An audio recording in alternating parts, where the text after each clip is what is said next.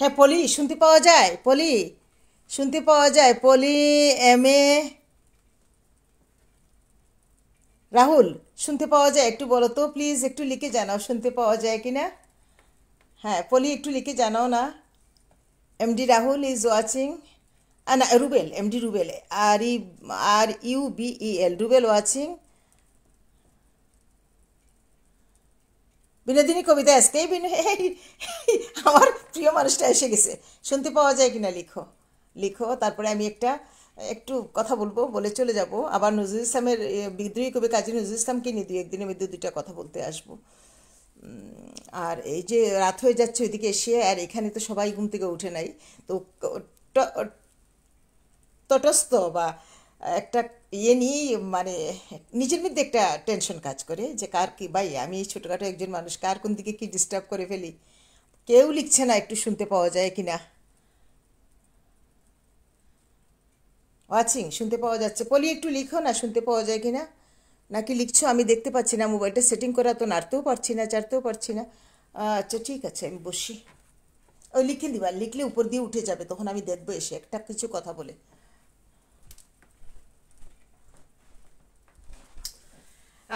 আজকে অন্য একটা কথা বলি। এই যে আমার দহনকালের সমাজ বইটা, আমার অধিকার ভিত্তিক 70-80টা নিবন্ধের মধ্যে এখানে 24টা নিবন্ধ পেপারে উঠেছে। সম্পাদকীয় উপসম্পাদকীয়তে একভাবে উঠেছিল।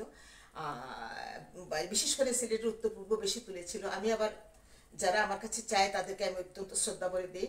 আর আমি আবার কোনো কিছুর পিছনে ছুটি না। যে মনে হয় যেন মানুষের পিছনে ছুটার চেয়ে যে নিজের বড়টাকে আগে তৈরি করি, নিজের নিজের জায়গাটা নিজকে, নিজের আত্মতৃপ্তি, সেলফ স্যাটিসফ্যাকশন যেটা যাকে বলে আমরা বলি, নিজের আত্মতৃপ্তি এবং আমার নিজের সেলফ বেসমেন্টটা আমি আগে ঠিক করি, তারপরে আমি মানুষের পিছনে ছুটবো, প্রচারে আসবো, প্রকাশে আসবো। প্রচার প্রকাশে আমি কখনোই আসতে চাইনি। ইদানিং আমি নিজের মতো করে এই জিনিসগুলো করি। আর না চাইলে আমি ঢাকায় 14 বছর ছিলাম, অনেক কিছুর পিছনে আমি ছুটতে পারতাম। আমাকে আবার সবাই বলছে আপনি সুযোগগুলা কেন নিচ্ছেন না, আপনি কেন ওই টিভিতে সব সকাল সন্ধ্যায় যান না, ওখানে বেলা অবলায় যান না, অনেক কিছুই আমাকে বলছে যে আপনি কেন এগুলাতে যান না। ভাই আমার এত সময় ছিল না। কেমনে ছিল যে আমি আমার, মানে আমার আমার আশেপাশে কোনো মানুষজনই ছিল না, হেল্পফুল নাই। আমার আমার বাচ্চাগুলাকে আমি একটা পর্যায়ে এনে তারপরে আমি সংসার, ওদের ফুড ওগুলা রেডি করি আমি। এরপরে আর ওই, হ্যাঁ সুযোগ নেওয়ার জন্য সবাই ওত পেতে থাকে, এই দূর দূর দৌড়ায়, কিন্তু সুযোগ দিয়ে কি যায়, কি আসে রে ভাই, এগুলো দিয়ে কি হয় জীবনে? কিছুই হয় না। সুযোগ তো একটা, ইদানিং আমরা যে, মানে হতভাগ্য বলবো না, আমরা যে সৌভাগ্য একটা জেনারেশন, যে আমরা দেখেন কত আগে জন্মগ্রহণ করে আমরা এখনো প্রযুক্তির অনেক, আমি মনে করি না এর চেয়ে, এখন যে প্রযুক্তি আছে এর চেয়ে আর মানুষের জীবনে ব্যবহারের জন্য উন্নত প্রযুক্তি আর কি আসতে পারে? তো এটা আমরা পাচ্ছি না। কোনোদিন কল্পনা করতে পারছি? আজ থেকে 25-30 বছর আগে স্বপ্ন দেখতাম যে আমি যদি এভাবে একটু আসতে পারতাম ক্যামেরার সামনে, 25 বছর 30 বছর আগে আমি যদি দুটো কথা বলতে পারতাম। কিন্তু আমার এই জীবদ্দশায় এই উপরওয়ালা তো আমাকে এই জীবনটা দিয়েছেন, একটা লম্বা জীবন দিয়েছেন। এখনো বলি যে এটা, এই জীবন যে খুব বেশি দীর্ঘ তা কিন্তু বলবো না, লং লাইফ না এটা। এখন যে বয়সটা আমি পার করছি, হয়তো আমি তো আরো লং লাইফে যেতেও পারি, এবং উপরওয়ালার অসীম কৃপা। তো এই বইটা, অনেক কিছুই এসেছে এই বইটাতে। তো এখানে মুখবন্ধ লিখে দিয়েছিলেন আনিসুজ্জামান। তো আমি যাচ্ছি, আমি খুব শর্ট করে ফেলতেছি কথা। আনিসুজ্জামানের মুখবন্ধটা একটু পড়ে আমি একটা গানে যাব। থাকুন আপনারা, ভালো লাগবে। শোনা যাচ্ছে কিনা একটু? পলিকে দেখছি, পলি একটু বলো না বুনু।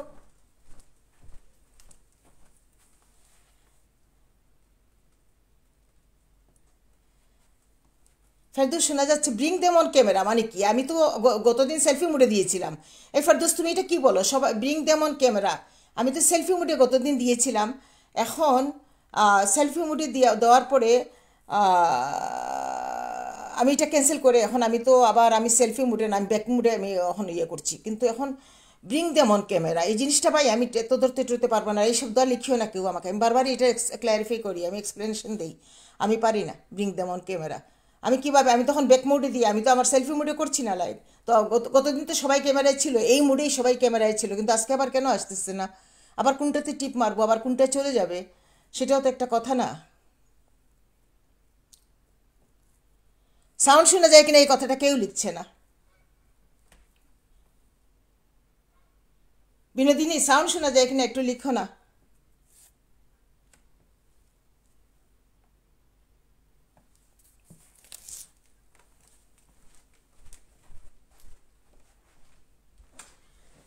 আনিসুজ্জামানের মুখবন্ধুটা তিনি লিখে দিয়েছিলেন আমাকে 20 জুলাই 2012।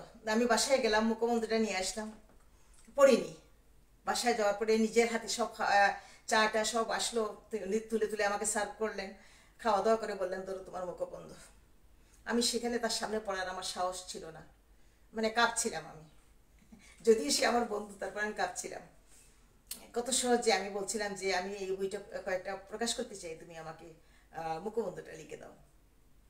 বলছিলেন আমি দিব। তো এনে আমি আর বাসায় উঠিনি, আমার বাসা 5 তলায় ছিল। নিচ থেকেই আমি আমি ফোন দিয়েছি, বলছি যে বাসায় চলে আসছি। উনি আবার টেনশন করতেন। তো বলে কি পড়েছো? আমাকে এখনো সব কিছু আমার কানে ঝনঝন করে, পড়েছো? বলি না, বাসায় এখন উঠিনি, বাসায় গিয়ে নিরিবিলি পড়ে আমি জানাবো। তোমার পছন্দ হয়েছে? আমাকে বলছিল পড়েছো, তোমার পছন্দ হয়েছে, সাথে সাথে 2টা কথা বলছিল।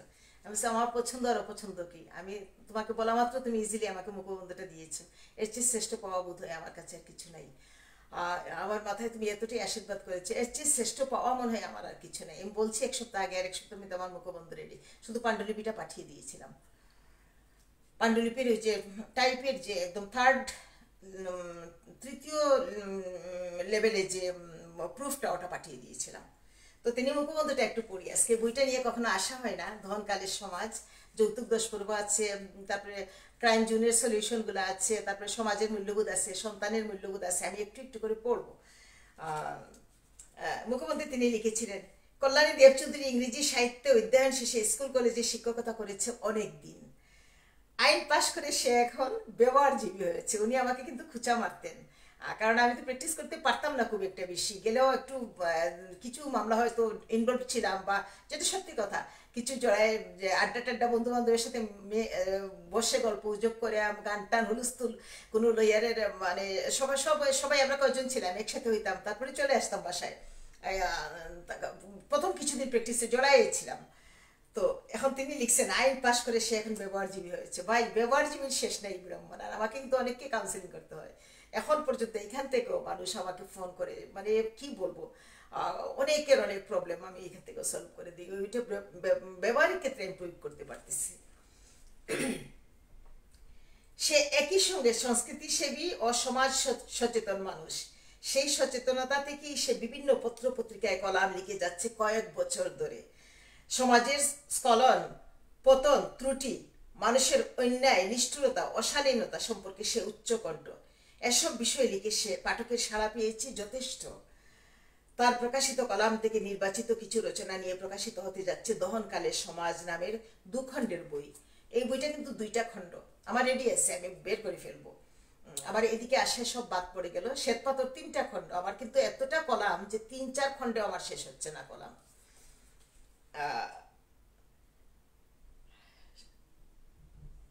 এটি তার প্রথম খণ্ড। দহনকালের সমাজ প্রথম খণ্ডের বিষয়টি বাংলাদেশের সমকালীন সমাজের নানা অসঙ্গতি ও দুষ্ত্রুটি, বিশেষ করে নারী নির্যাতনের প্রসঙ্গ এতে গুরুত্বের সাথে আলোচিত হয়েছে। এই নির্যাতনের জন্য লেখিকা পুরুষতন্ত্রকে দায়ী করেছেন ঠিকই। তবে কেবল পুরুষতন্ত্রকেই নয়, সে দেখিয়েছে যে ব্যক্তিগত লোভ লালসা, পারিবারিক পরিবেশ, সামাজিক সংস্কার এইসব এক্ষেত্রে ভূমিকা রেখেছে। কেবল পুরুষই যে নারীর নিপীড়নকারী তা নয়, নারীর হাতেও নারী নির্যাতিত হয়। তার মূলে রয়েছে দীর্ঘকাল ধরে লালিত আমাদের দৃষ্টিভঙ্গি, যাতে নারীকে পরিপূর্ণ মানুষ হিসাবে দেখা হয় না, দেখা হয় সংসারের প্রয়োজনীয় উপকরণ এবং পুরুষের নম্র সহচরী রূপে। প্রচলিত শিক্ষা আমাদের মানুষ হতে শিক্ষা দেয় না, তাই মানুষের মতো আচরণ সবাই করে উঠতে পারে না। শিক্ষার অভাবে মানুষের বেতনের পশুবৃত্তি আরো প্রকট হয়ে ওঠে। এর সামনে নারী হয়ে পড়ে অসহায়। খুব কম মেয়ে প্রতিবাদ করার সাহস করে, কেননা সমাজ তেমন প্রতিবাদ পছন্দ করে না। যে প্রতিবাদ করে তাকেও নয়। সংবাদপত্রে প্রকাশিত সংবাদ থেকে, নিজের পর্যবেক্ষণ থেকে কল্যাণী তার কলামে বহু ঘটনা ও চরিত্রের কথা সংকলিত করেছে। তাতে আমাদের কালে আমাদের সমাজে নারী যে অত্যাচার নিপীড়ন এবং বৈষম্য লাঞ্ছনার শিকার তার প্রামাণ্য চিত্র উপস্থাপিত হয়েছে। কোনো ভয় না করে কল্যাণী প্রতিবাদ করে গেছে। আশা করি তার এই তথ্যচিত্র প্রতিবাদ আমাদের মর্মমূলে আঘাত করবে এবং আমাদের বিবেককে জাগ্রত করবে। এই গ্রন্থ প্রকাশ উপলক্ষে কল্যাণী দেবচৌধুরীকে আমার আন্তরিক অভিনন্দন জানাচ্ছি। আনিসুজ্জামান তিনি লিখেছিলেন এই মুখবন্ধটা 20 জুলাই 2012। কত বছর হলো? 12, 13, 14, 15, 16, 17, 18, 19, 20, 21, 22, 23, 24, 25, 13 বছর আগে, 13-14 বছর আগে তিনি লিখেছিলেন এই এটা। তিনি ছিলেন তখন এই পাশে দিয়েছেন বাংলা বিভাগ, ঢাকা বিশ্ববিদ্যালয়ে। তখন অলরেডি উনি এমিরেটাস অধ্যাপক, জাতীয় অধ্যাপক হন নাই। আমি এক্সট্রা ম্যারিটাল অ্যাফেয়ার্স নিয়ে কিছু কথা বলতে চাইছিলাম, যে মানে পরকীয়া। এখানে এই বইটাতে কিন্তু আমি পরকীয়াকে স্বীকৃতি দিয়েছি, পাচ্ছি না এখন, যে আগামী দিনে ওই জায়গাটা নিয়ে আসবো। কারণ এক্সট্রা ম্যারিটাল অ্যাফেয়ার্স এটা আসবেই, এটা সমাজে থাকবেই। এটা এটা এটা নিয়ে এত, কিন্তু এটা আগেও ছিল, এটা অনেক আগে ছিল। এগুলো আদিমতম মানুষের জীবনের, কারণ কি আদিম প্রাকৃতিক জাগতিকের সাথে এগুলা সম্পর্কিত। মানুষের শারীরিক যে চাহিদা, মানুষের শারীরিক যে এটা তো মেডিকেল ভাই, এটা তো মেডিকেল সায়েন্স, আমি মনে করি এটা মেডিকেল। তো এটা থাকবে, কিন্তু আমরা যে এটা কখন মহামারী হয়ে দাঁড়িয়েছে সমাজে, যখন আমরা এটাকে লিমিট ক্রস করে যাচ্ছি। লিমিট ক্রস না করে ভাই, তুমি কাউকে ভালোবাসতেই পারো, কথা বলার তোমার একটা সঙ্গী থাকতেই পারে, তোমার জীবনে মনে প্রাণে তোমার সব কিছুর জন্যই তোমার একটা সঙ্গী থাকতে পারে, কিন্তু সেই সঙ্গীর যেন ব্যক্তি জীবনে কোনো প্রভাব না পড়ে, তার ব্যক্তি জীবন যেন ধ্বংস আমি না করি, বা এইরকম যে সে যদি ফ্রি থাকে তাহলে তো ভালো, আমি যদি ফ্রি থাকি আমার সেই তাহলে তো ভালো, সমস্যা নাই। আর আরেকটা জিনিস কি, আমি আমার কাকাতো বোনের বিয়েতে গিয়েছিলাম 2003 সালে। চট্টগ্রাম থেকে 3 মেয়েকে নিয়ে গিয়ে শ্রীমঙ্গল নেমেছিলাম। শ্রীমঙ্গল থেকে আমরা বাইপাসে সিলেটে বাড়িতে যাবো। তো শ্রীমঙ্গলে আমার কাকিমার ভাই উনি যাবে, মাইক্রোবাস রেডি করা হয়েছে, আমরা ওখান থেকে বাই রোডে চলে যাব। আমি আর কুলাউড়া গিয়ে সিলেট থেকে আমাকে আসতে হবে যদি আমি শ্রীমঙ্গল না নামি। তো মামা একটু সময় ছিল, মামা ব্যস্ত ছিলেন, তো গাড়িও রেডি।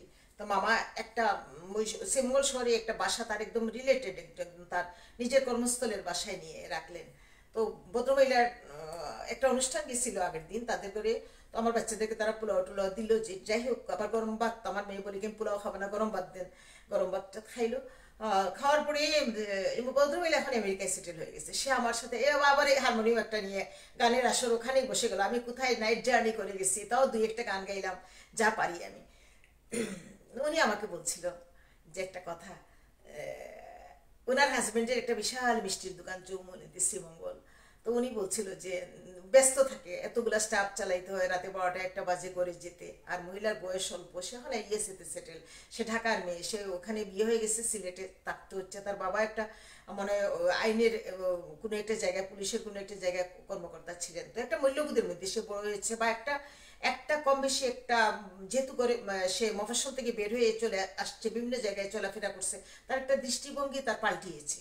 তো সে আমার সাথে কথা বলতে বলতে একটা পর্যায়ে বলেছিল, আমি আজও বলি না এই কথাটা, আমাকে আরেকটা মহিলা বলেছিল, যেহেতু আমি এগুলো নিয়ে নাড়াচাড়া করি। তো বলছিল যে কল্যাণী দেবচৌধুরী আমাকে বলছিল, আমি বললাম কি বলেন, আর মহিলা আমার বয়সের ছোটই হবে। তো বলছিল যে বিয়ের 5 বছর পরে মনে হয় হাজব্যান্ড ওয়াইফ ভাই বোন হয়ে যায় ভালো। হাজব্যান্ড ওয়াইফ আসলে দেখেন, আপনারা ধর্মান্ধ দৃষ্টিতে এই কথাগুলো কেন নিবেন, আসলে সাইন্টিফিক ব্যাখ্যা করেন। আসলেই তো বিয়ের 5 বছর পরে হাজব্যান্ড ওয়াইফ ভাই বোন হয়েই যায়। কি রে ভাই, দেনা পাওনা আর সম্পর্ক। আর আমি এক্সট্রা ম্যারিটাল অ্যাফেয়ার্স দীর্ঘ একটা আলোচনায় আমি আসতেছি, এই যে খুব তাড়াতাড়ি আসতেছি একটার পর একটা।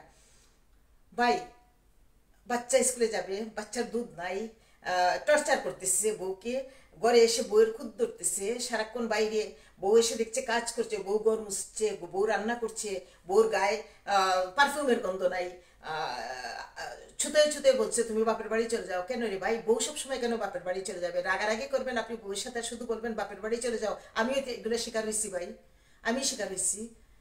চূড়ান্ত রকম আক্রমণ এসেছে আমার উপরে, বাপের বাড়ি চলে যাও। কেন আমি বাপের বাড়ি যাবো কেন? তুই ঘর থেকে বের হয়ে যা, তোর ঘরটা আমাকে দিয়ে দে, আমাকে তুই আনছোস, ডাক ডুল পিটাই আমাকে আনছোস। ভাই, পুরুষ যদি আর যদি বলে বাপের বাড়ি চলে যাও, সব সময় মেয়েদেরকে শুনতে হয় বাপের বাড়ি চলে যায়, মেয়েগুলা বের হয়ে চলে যায়। বাপের বাড়ি কেন যাবো? আমি বাপের বাড়ি যাওয়ার জন্য কি এখানে আসছি?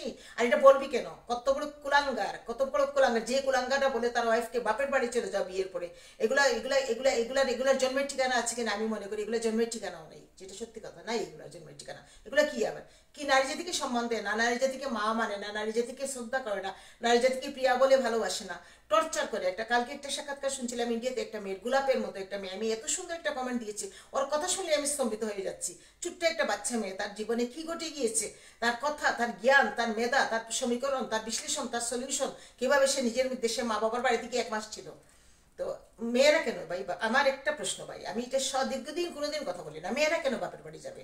তুই তোর ওই সাথে ঝগড়া করবি, কারণে খুদ ধরবি, আর তখন হাঁটতে বসতে বলবি তুমি বাপের বাড়ি চলে যাও। তাহলে তার প্ল্যাটফর্মটা কোথায়, তার পায়ের তলের মাটিটা কোথায়? বাপের বাড়ি চলে যাও। আর বাচ্চারা ভাই, এরপরে একটা সময়ে তোমার যা থাক, কিন্তু ওরা এস্টাবলিশড হইলো, ওরা লক্ষ লক্ষ টাকা ইনকাম করছে। কোনো মেয়েকে, কালকে ওই জিনিসটা দেখেছিলাম যেটা আমার জীবনেও ঘটে যাচ্ছে, কোনো মেয়েকে তারা নিবে শুধু মাঠ থেকে, ঘরের স্তম্ভ মাঠ থেকে তারা শুধু নিবে, শ্রম নিবে, টাকা নিবে, সমস্ত নিবে, কিন্তু তারা ক্যাশ 500-1000 টাকা আমার হাতে দেবে না, না স্বামী দেয় না তার সন্তান দেয়। কিন্তু কেন রে ভাই, এই জিনিসটা কেন হবে? বাপের বাড়ি কেন চলে যাবে? আর মাকে কেন দেওয়া হবে না? মার শ্রম নিতে, মার ঘামের গলগদ্দ শরীরের, পুরা শরীরের, খেয়ে না খেয়ে, বাথরুমে না যেয়ে, মার রান্না, মার চোখ মুখ পুরা, রাত 3টা-4টার সময় রান্না খেতে খুব ভালো লাগে না? মাকে কিছু দিতে ভালো লাগে না? এই সমাজে শুধু বলে এই সমাজে পুরুষরা অত্যাচারিত। কিসের পুরুষরা অত্যাচারিত? পুরুষরা কোনো অত্যাচারিত হচ্ছে না। আমি বলবো, যখনই মেয়েরা একটু স্বাধীনভাবে চলা শিখছে, তখনই সুর উঠছে, পুরুষরা অত্যাচারিত হচ্ছে। মেয়েরা শুধু মেনে নেবে, মেনে নেওয়ার জন্য আসছে। আমি জানি, আমি মেয়েদের পক্ষে কাজ করি, এই মেয়েরাই আমাকে টর্চার করে। আমি জানি এই মেয়েগুলোই কেন মেয়েরা টর্চার করে। এই মেয়েগুলোকে সংকুচিত করে রাখা হয়েছে মহাকাল থেকে। এগুলাকে ঘরের মধ্যে রাখতে রাখতে এগুলো একটা আরেকটাকে টুকরা, এগুলো এরা এমনি সাইকোলজিক্যাল প্রবলেমে ভুগে, যার ফলে একটা মেয়ের পিছনে লাগে। মেয়েদেরকে উন্মুক্ত বাড়িতে করে দেওয়ার কোনো পথ আসছে? বাংলাদেশে তো দিনকে দিন বন্ধ হয়ে যাচ্ছে।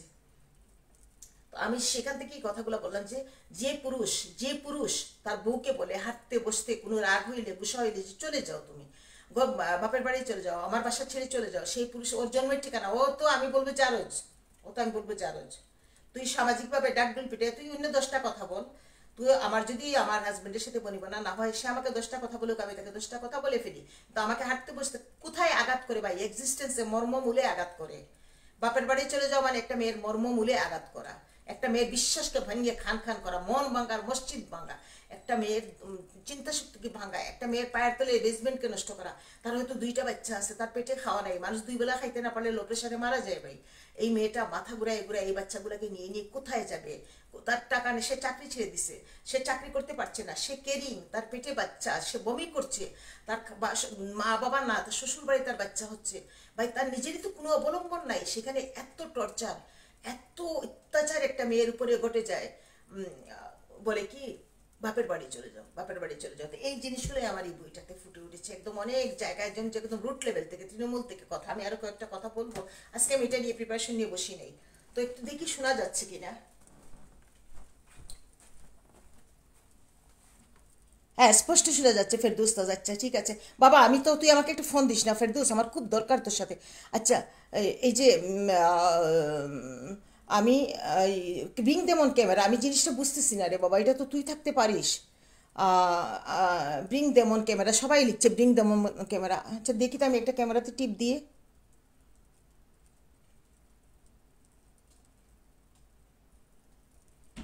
আচ্ছা আজকে ধরবো না, এটা আমি শিখে নিতে হবে।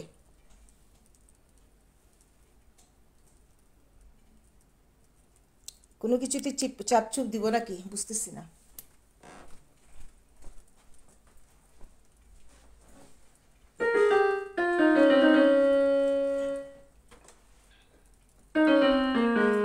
একটা গান করতেছি, যে গানটা সচিন দেববর্মন, SD রাহুল দেববর্মনের বাবা, মীরা দেববর্মন বাংলাদেশের পূর্ব বাংলার মেয়ে। তার স্বামী সচিন দেববর্মন বর্তমানে আশা ভোসলের সেকেন্ড শাশুড়ি। আশা ভোসলে তো প্রথম বিয়ে করেছিলেন লতা মঙ্গেশকরের বড় বোনের গানের জগতের ওনার পার্সোনাল একজন মানুষকে, সেটাতে লতাজি খুব কষ্টে ছিলেন। তারপরে একটা পর্যায়ে বোনের সাথে তার আবার সম্পর্ক হইলো, তিনিও বাচ্চা কাচ্চা নিয়ে চলে আসলেন ওই হাজবেন্ডকে ডিভোর্স করে বা ত্যাগ করে। তারপরে এসে যাকে বিয়ে করেছিলেন, সচিন দেববর্মনের ছেলে রাহুলকে বিয়ে করেছিলেন। আর তার গাওয়া একটা গান আমি করতেছি, বেশি নামটাম নিতে চাই না, কারণ আমি ফেসবুকে দিকে পোস্ট দিতে গেলে কপিরাইট ক্লেমে আমি পড়ে যাই।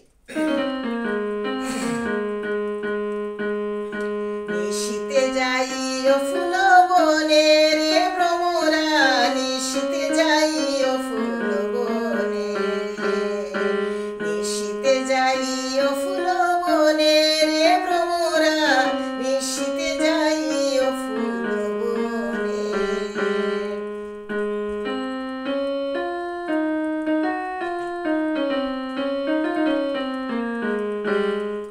নিশীথে যাই ও ফুল বনে রে ভ্রমরা নিশীথে যাই ও ফুল বনে নিশীথে যাই ও ফুল বনে রে ভ্রমরা নিশীথে যাই ও ফুল বনে জ্বালাইয়া চাঁদের বাতি আমি জেগে রব সারা রাতি গো আমি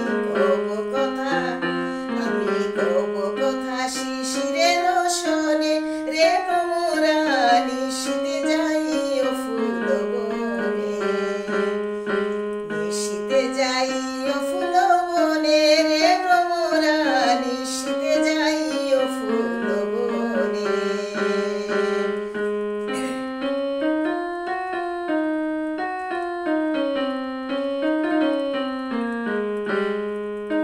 যদি বা ঘুমাইয়া পড়ি স্বপনের পথ ধরি গো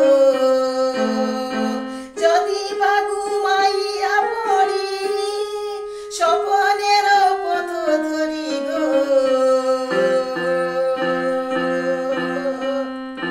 তুমি নীরব চরণে যাইও রে ভ্রমরা নিশীথে যাই ও ফুল বনে যদি বা ঘুমাইয়া পড়ি স্বপনের পথ ধরি গো তুমি নীরব চরণে যাইও রে ভ্রমরা নিশীথে যাই ও ফুল বনে নিশীথে যাই ও ফুল বনে রে ভ্রমরা নিশীথে যাই ও ফুল বনে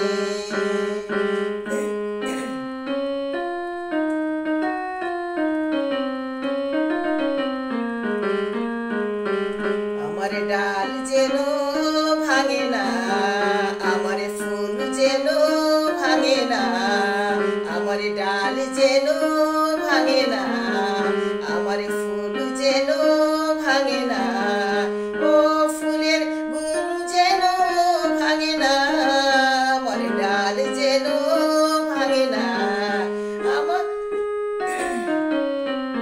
আমার ডাল যেন ভাঙে না আমার ফুল যেন ভাঙে না আমার ফুলের গুম যেন ভাঙে না তুমি নীরব চরণে যাইও রে ভ্রমরা নিশীথে যাই ও ফুল বনে তুমি নীরব চরণে যাইও রে ভ্রমরা নিশীথে যাই ও ফুল বনে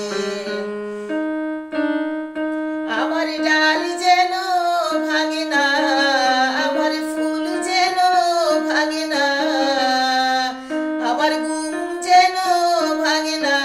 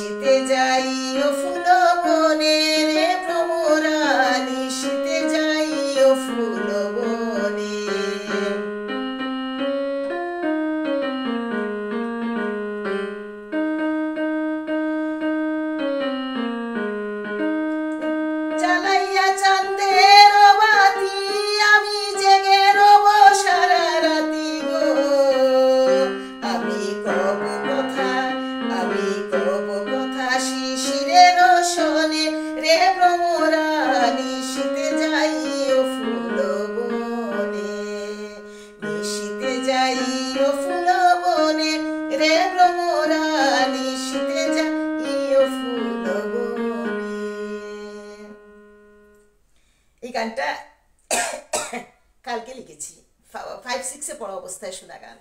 তখন তো খুব জয় জয়কার ছিল, তখন তো তাদের সময়টাই ছিল তাদের, শচীন দেববর্মন, হেমন্ত, তাদের সময় দেবব্রত বিশ্বাস, তাদের সময় ছিল ফিরোজা বেগম, কমল দাশগুপ্ত, সবার তাদের সময়টাই ছিল। আহ, তো আমার একটা বন্ধু আছে, অনেক উচ্চশিক্ষিত একটা বন্ধু, সে কেমন ইঞ্জিনিয়ার, ফেসবুক ফ্রেন্ড আমার, আমি তাকে দেখিনি এখনো। তো সে প্রথম দিনই যখন আমার সাথে এড হওয়ার পরে তার কণ্ঠ দিয়ে একটা রবীন্দ্রসঙ্গীত দিয়ে আমাকে ধাক্কা মেরেছিল। এরপর থেকে কোনো কথা বলে না, কিছুদিন পর পর এক একটা গান পাঠায়। তো সেই আমার আমার বিস্মৃতির অতল থেকে আমাকে তুলে নিয়ে আসতেছে। যেমন ওই দিন দিয়েছে তুমি ডাক দিয়েছো কোন সকালে, তা তাই তাই তো জানি না, ওইরকম রবীন্দ্রনাথের একটা গান যেটা আমি করতাম একটা সময়। যেমন ওই দিন দিয়েছে আরেকটা গান খুব, মানে আমার আমার এও সেদিন দিয়েছে, কালকে একটা কবিতা পোস্ট দিয়েছি দেখবেন, ওখানে ওই যে ওই ওই দিন লাস্ট গানটা দিল, ললিতে ওকে আর চলে যেতে বল না, ও ললিতে ও বিশ্বকে, ওই যে একটা গান আছে না, ওকে আর চলে যেতে বল না, ও ঘাটে জল আনিতে যাবো না যাবো না। তো যাই হোক, আমি নাম বলছি না, সে আমার খুব মানে মনস্তাত্ত্বিক জায়গার একজন বন্ধু। আমার আরেকজন বন্ধু আছে, তাও ইন্ডিয়ায় বসে, দুজনে ইন্ডিয়ায় থাকে, উনি বাঁশি পাঠায়, উনি নারিকেলের পিঠা বানাচ্ছে, নারিকেল পাঠায়, পিঠা পাঠায় আমার জন্য, উনি সবজি ফুল তুলতেছে, উচ্চশিক্ষিত, রিটায়ার্ড, ফুল পাঠায়, বাগানের ফুল পাঠায়, তারপরে উনি মায়ের সাথে কথা বলছে, ওনার মা এখনো বেঁচে আছেন পূর্ববঙ্গের বরিশালের। তো এগুলো পাঠায়, আমার এত ভালো লাগে, আমি এত এনজয় করি। তো এই যে গানটা, এই গানটা আমি বলতেই বসেছিলাম এত বছর পরে, মাঝে মাঝে মনে হতো। বাট সে পাঠানোর পরে, আমার এই বন্ধুটা পাঠানোর পরে, সে ইঞ্জিনিয়ার, এত সুন্দর গান করে, সে গানটা পাঠানোর পরে, সে গানটা পাঠানোর পরে যে ভাবলাম যে গানটা আমি একটু করি। আবার আরেকটা গান সে একটা কেমন জানি না, আমার দেখেন মাইন্ড সেট আপটা মানুষের, মানুষের যে আমি চিনি না, দেখিনি, আমার মনে হয় যেন একসাথে হেসে খেলে বড় হয়েছি, ছোট্টবেলার বন্ধু সে আমার, ওইরকম মনে হয়, কিন্তু আমাদের কোনো কথা হয় না। কিন্তু মাইন্ড সেট আপটা দেখেন, যে অন্তরের যে টান, টেলিপাতি যাকে বলে, আমার মেয়ে দিছে হিট, ভাই আমি ঘামতেছি, আমি দিতে চাইছিলাম এসি, সে দিছে হিটার, তার নাকি ঠান্ডা লাগছে, এই যে সেন্টার থাকলে যা হয়। এখন দেখেন মাইন্ড সেট আপটা কেমন, দেখেন যে এই 4-5 দিন আগে পাঠাইছে, বলে এইটাই আমি যা পারি না পারি এইটাই করবো। সে এটা পাঠাইছে, পাঠাই লাস্ট গানটা কোনো কথা নাই, লাস্ট গানটা যে আমি বলি তো আয়রন ম্যান, যে কথা বলো না নির্বাক আয়রন ম্যান, এখন লাস্ট গানটা পাঠাইছে ললিতা ওকে আর চলে যেতে বল না। তা আমি চিন্তা করি উপরওয়ালার সাথে, আকাশের সাথে, যে কিভাবে আমার যে যে জন্ম থেকে বেড়ে ওঠা, বয়ে ওঠা যে গানগুলোর সাথে, এগুলো কিভাবে মানে একটা মানুষের সাথে কথা নাই, বার্তা নাই, সে কিভাবে আমার মাইন্ড সেট আপটা জানে। তো আমি বলি যে না, এই গানটা আজকে আমি করবো। সে আমার এডিতে আছে, সে দেখছে, কিন্তু সে কোনো কমেন্ট করবে না, প্রতিক্রিয়া ব্যক্ত করবে না, কোনো কমেন্টস কোনোদিন আমাকে করে না, আমি কমেন্টস দিই, সে কোনো কমেন্টস করবে না, সে কোনো মেসেঞ্জারে কিছু লিখবে না, ও তার একটাই কাজ, গান গাইয়া চিরল চারল গলা গান গাইয়া আমাকে বয়সটা ছুড়ে মারা। তো আমি খুব তন্ময় শুনি শুনে একটা কিছু লিখলাম, এই একটুকুই। তো সেই গানগুলা সে আমার বিস্মৃতির অতল থেকে সেই গানগুলা নিয়ে আসতেছে। ভাই, সাহিত্যের জীবনের, আনন্দের জীবনের, শিল্পের জীবনের মূল্য যে অনেক অনেক বড় মূল্য। এই সময়টা, জীবনটা ওটার মধ্যে পার করা, পড়াশোনার মধ্যে, আমি এখন অনেক কাজ আছে আমার, আমি কিন্তু এদিকে আপনারা ঘুমাই যাবেন সেই জন্য বসে গেছি। যাই হোক, আর বেশি কিছু বলবো না।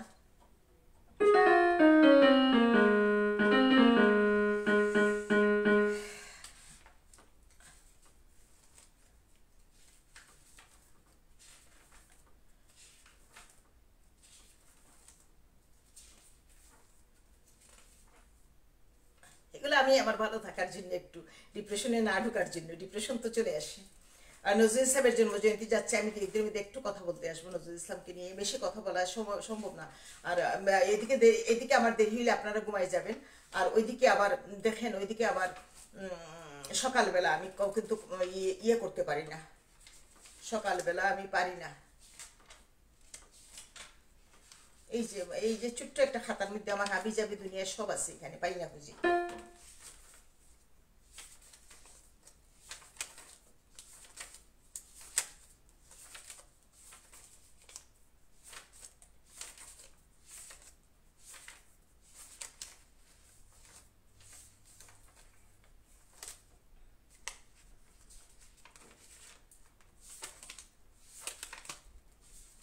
আবার এইগুলো বললে যদি তারা রাগটা করে, রাগটা করিও না, কারণ আমি তো কারো নাম বলছি না ভাই। আমি যদি প্রকাশ না করি তাহলে কি কেমনে হবে, প্রকাশ তো করতে হবে, আমার ভালো লাগাটা আমি প্রকাশ করবো না। তুমি আমাকে শুধু কমন কমন গান পাঠিয়ে, আমি জানি তুমি দেখবে এটা, সময় নেই তোমার, তুমি ব্যস্ত মানুষ, তারপরে তুমি আমাকে কমন কমন গান পাঠাবা। আর নাই, আমার এটা আসবে না।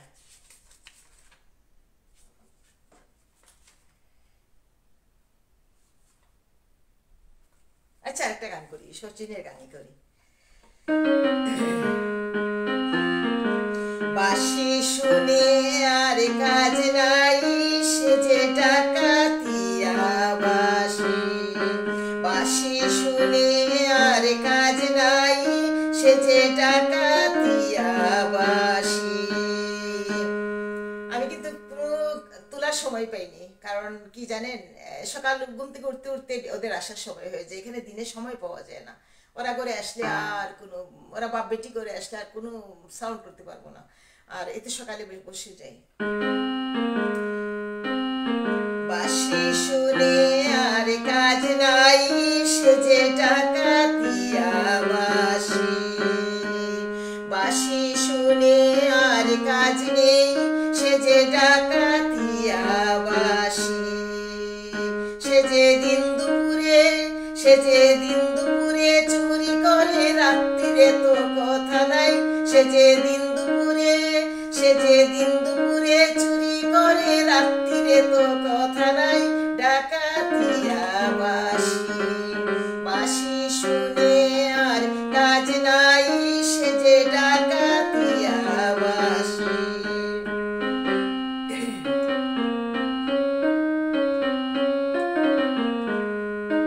ও শ্রবণে বিষ ঢালে শুধু বাঁশি, পুড়ায়ে প্রাণ নলে। শ্রবণে বিষ ঢালে শুধু বাঁশি, পুড়ায়ে প্রাণ গরলে। গুছাবো তার নষ্টামি আজ আমি, সপিব প্রাণ অনলে। ও শ্রবণে বিষ ডালে বাঁশি, শুধু পুড়ায়ে প্রাণ গরলে। গুছাবো তার নষ্টামি আজ আমি, সপিব প্রাতাই অনলে।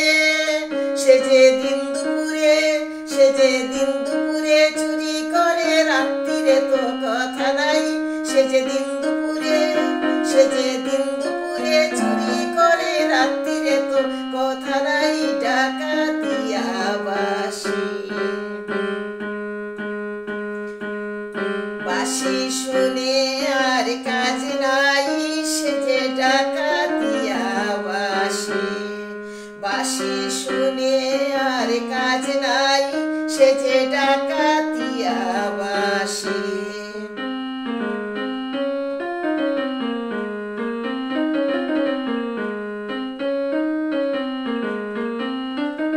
ও বাঁশিতে গুণ ধরে শুধু কেন, বাঁশিতে গুণ ধরে না। ও বাঁশিতে গুণ ধরে শুধু কেন, বাঁশিতে গুণ ধরে না। কত জনে মরে কেন, পুড়া বাঁশি কেন মরে না। ও বাঁশিতে গুণ ধরে শুধু, পুড়া বাঁশিকে তে গুণ ধরে না। কত জনে মরে শুধু, পুড়া বাঁশি কেন মরে না। চূড়া দিন দুপুরে, চূড়া দিন দুপুরে চুরি করে, রাত্রিরে তো কথা নাই। চূড়া দিন দুপুরে, চূড়া দিন দুপুরে চুরি করে, রাত্রিরে তো কথা নাই, ডাকাতিয়া বাঁশি। বাঁশি শুনে আর কাজ নাই, সে যে ডাকাতিয়া বাঁশি।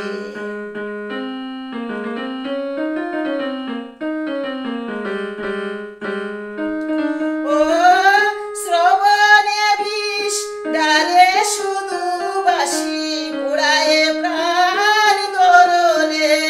গুছাবো তার নষ্টামি আজ আমি, সপিব প্রাণ অনলে। গুছাবো তার নষ্টামি আজ আমি, সপিব তাই অনলে। চূড়া সে যে দিন দুপুরে, সে যে দিন দুপুরে চুরি করে, রাত্রিরে তো কথা নাই, ডাকাতিয়া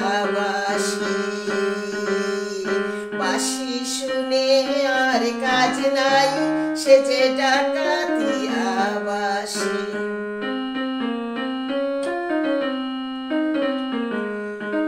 ও বাঁশিতে গুণ ধরে শুধু পুরা বাঁশিতে গুণ ধরে না, কত জনে মরে কেন পুরা বাঁশিয়া কেন মরে না। সে যে দিন দুপুরে চুরি করে রাত্রিরে তো কথা নাই, সে যে দিন দুপুরে চুরি করে রাত্রিরে তো কথা নাই। ডাকাতিয়া বাঁশি, বাঁশি শুনে আর কাজে নাই, সে যে ডাকাতিয়া বাঁশি। সে যে দিন দুপুরে চুরি করে রাত্রিরে তো কথা নাই। ডাকাতিয়া বাঁশি, বাঁশি শুনে আর কাজ নাই, সে যে ডাকাতিয়া বাঁশি। তো বন্ধু, তুমি দেখছো, তুমি কি ইন্ট্রোভার্ট একজন মানুষ, মৌন স্তম্ভ গম্ভীর একজন মানুষ। I salute you. বাট আমি তো খুব চঞ্চল, আমি একটা বাচ্চা, আমি একটা শিশু, তো করে ফেললাম তোমার গান। বাট আমি একটা জিনিস মেনটেন করি, তোমার নামটা আমি বললাম না। তুমি আমাকে একটা গান আনতে গিয়ে আরেকটা গান আমার বিস্তৃতির অতল থেকে নিয়ে আসছো। আমার হৃদয় ছিল, আমার শাড়ির আঁচল দিয়ে প্রদীপের মতো এটাকে আগলে রেখেছিলাম গানগুলাকে। বাট মেমোরিতে তো সবসময় কাজ করে না, কারণ আমি তো এলাম, আমার তো ঘর দরজা নাই, জনপদে ঘর বাড়ি। দেখো তো, চান্স পাইলেই তোমাদের সামনে চলে আসি। আমার রাস্তাঘাটে বাড়ি ঘর, আমার কোনো কিছু নাই। তো একটা গান আনতে গিয়ে তুমি আমার আরেকটা গান নিয়ে আসছো, তোমাকে আমার স্যালিউট, বিনম্র শ্রদ্ধা।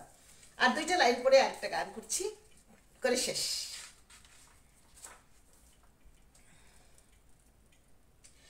একটা এখানে একটা কলাম আছে আমার, যে এই কলামটা আমি বলি, বেশি পড়বো না, আমি জাস্ট কলামের হেডলাইনটা পড়ছি, পড়ে বলছি যে কোনটা থেকে আমি শেষের লাইনগুলো পড়ছি।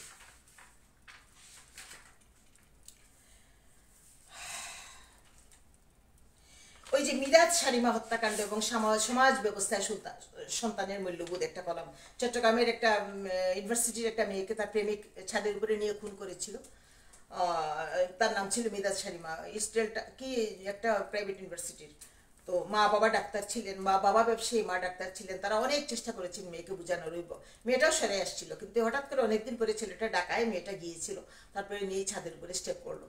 তো মা তখন বলেছিল যে আমি অনেক বুঝিয়েছি আমার মেয়েকে, আমার আর কোনো রিপেন্টেন্স নাই।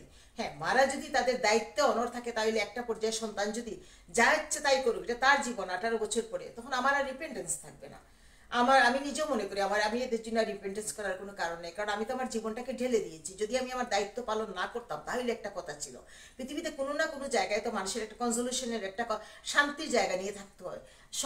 সব ফ্যামিলির বাচ্চাগুলো তো মানুষ হয় না, আজকাল তো বাচ্চারা বকাটে হয়ে যাচ্ছে। বাচ্চাগুলো কখন মানুষ হয়? যখন বাবা মার দুইটা হাত 50-50 মিলে যায় সংসার পরিচালনার ক্ষেত্রে। মায়া, ভালোবাসা, বিশ্বাস, শ্রদ্ধা, ট্রাস্ট, শ্রম, শেয়ার, ভাগাভাগি, সব কিছু যখন একটা কম্বিনেশন থাকে, তখনই সেই পরিবারের সন্তান মানুষ হয়। আর যখন মাকে কলুর বলদের মতো খাটতে হয়, মাকে হেয় প্রতিপন্ন করা হয়, মাকে তুচ্ছতাচ্ছিল্য করা হয়, বাপ তার প্রভুগিরি নিয়ে থাকে, বাপ তার পরিবার তাদের প্রভুগিরি ফলায়, তখন কিন্তু ওই পরিবারের সন্তানদের জন্ম থেকেই বা কোয়াইট ন্যাচারাল, এটা তখনই তো হতাশাগ্রস্ত হয়ে তারা একটা জেনারেশন তৈরি হয়। আর এই যে অনেক একটা বউকে, একটা স্ত্রীকে মেনে নেয় না, সে রেখে ডিভোর্স দিচ্ছে, আবার আরেক জায়গায় বিয়ে হচ্ছে, আরেক জায়গায় বিয়ে হচ্ছে, আরেক জায়গায় বাচ্চা, ওখানে বউ বাচ্চা, ওখানে বউ বাচ্চা, সিলেটে বউ বাচ্চা, চট্টগ্রামে বউ বাচ্চা, ঢাকায় বউ বাচ্চা, আবার চতুর্থ বিয়ে, আবার পঞ্চম বিয়ে করছে, আবার কলকাতায় বউ বাচ্চা, বেনারসে বউ বাচ্চা, বেঙ্গালুরে বউ বাচ্চা, আবার কলকাতায় বসে আরেকটা বিয়ে করছে। ভাই, তো ওই বউগুলা ফ্রাস্ট্রেটেড, ওই বউগুলা তো আর বিয়ে করছে না ভাই। আমি তো যতগুলো ফ্যামিলিকে আমি চিনি, বউগুলা কিন্তু এখনো বিয়ে করে নাই ভাই। ওই বাচ্চাকেই বড় করছে, জীবনটা দিয়ে আপ করেনি ভাই। আপনারা যে মেয়েদের দোষ দেন, বউগুলা তো বিয়ে করেনি। ওই একটা বাচ্চাকে নিয়ে এই যে ইউনিভার্সিটিতে পড়াচ্ছে, পয়সা ইনকাম করছে, বিদেশে পাঠাচ্ছে, ডিগ্রি নেওয়াচ্ছে। আপনারা তো দিব্যি একটার পর একটা বিয়ে করে যাচ্ছেন, একটার পর একটা বিয়ে করছেন আর ছাড়ছেন, কিন্তু বউগুলা কিন্তু বিয়ে করেনি। আমি শুধু নামটা বলতে পারছি না, ডেলিভারিকে আপনারা সবাই চিনেন, চোখে আঙ্গুল দিয়ে দিয়ে আমি দেখাতে পারবো। ও বউগুলা কিন্তু বিয়ে করেনি।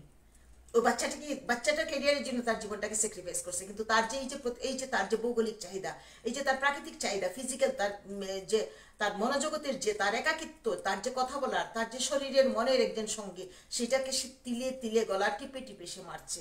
ভাই আপনারা বিয়ে করছেন, মেয়েগুলা বিয়ে করে নেই। আমি যদি এখন নামটা বলতে পারতাম সবার, আপনারা সবাই চিনতেন, দেখতেন যে আসলে সেই সব মেয়েরা বিয়ে করে নেই, ও বাচ্চাকে মানুষ করছে।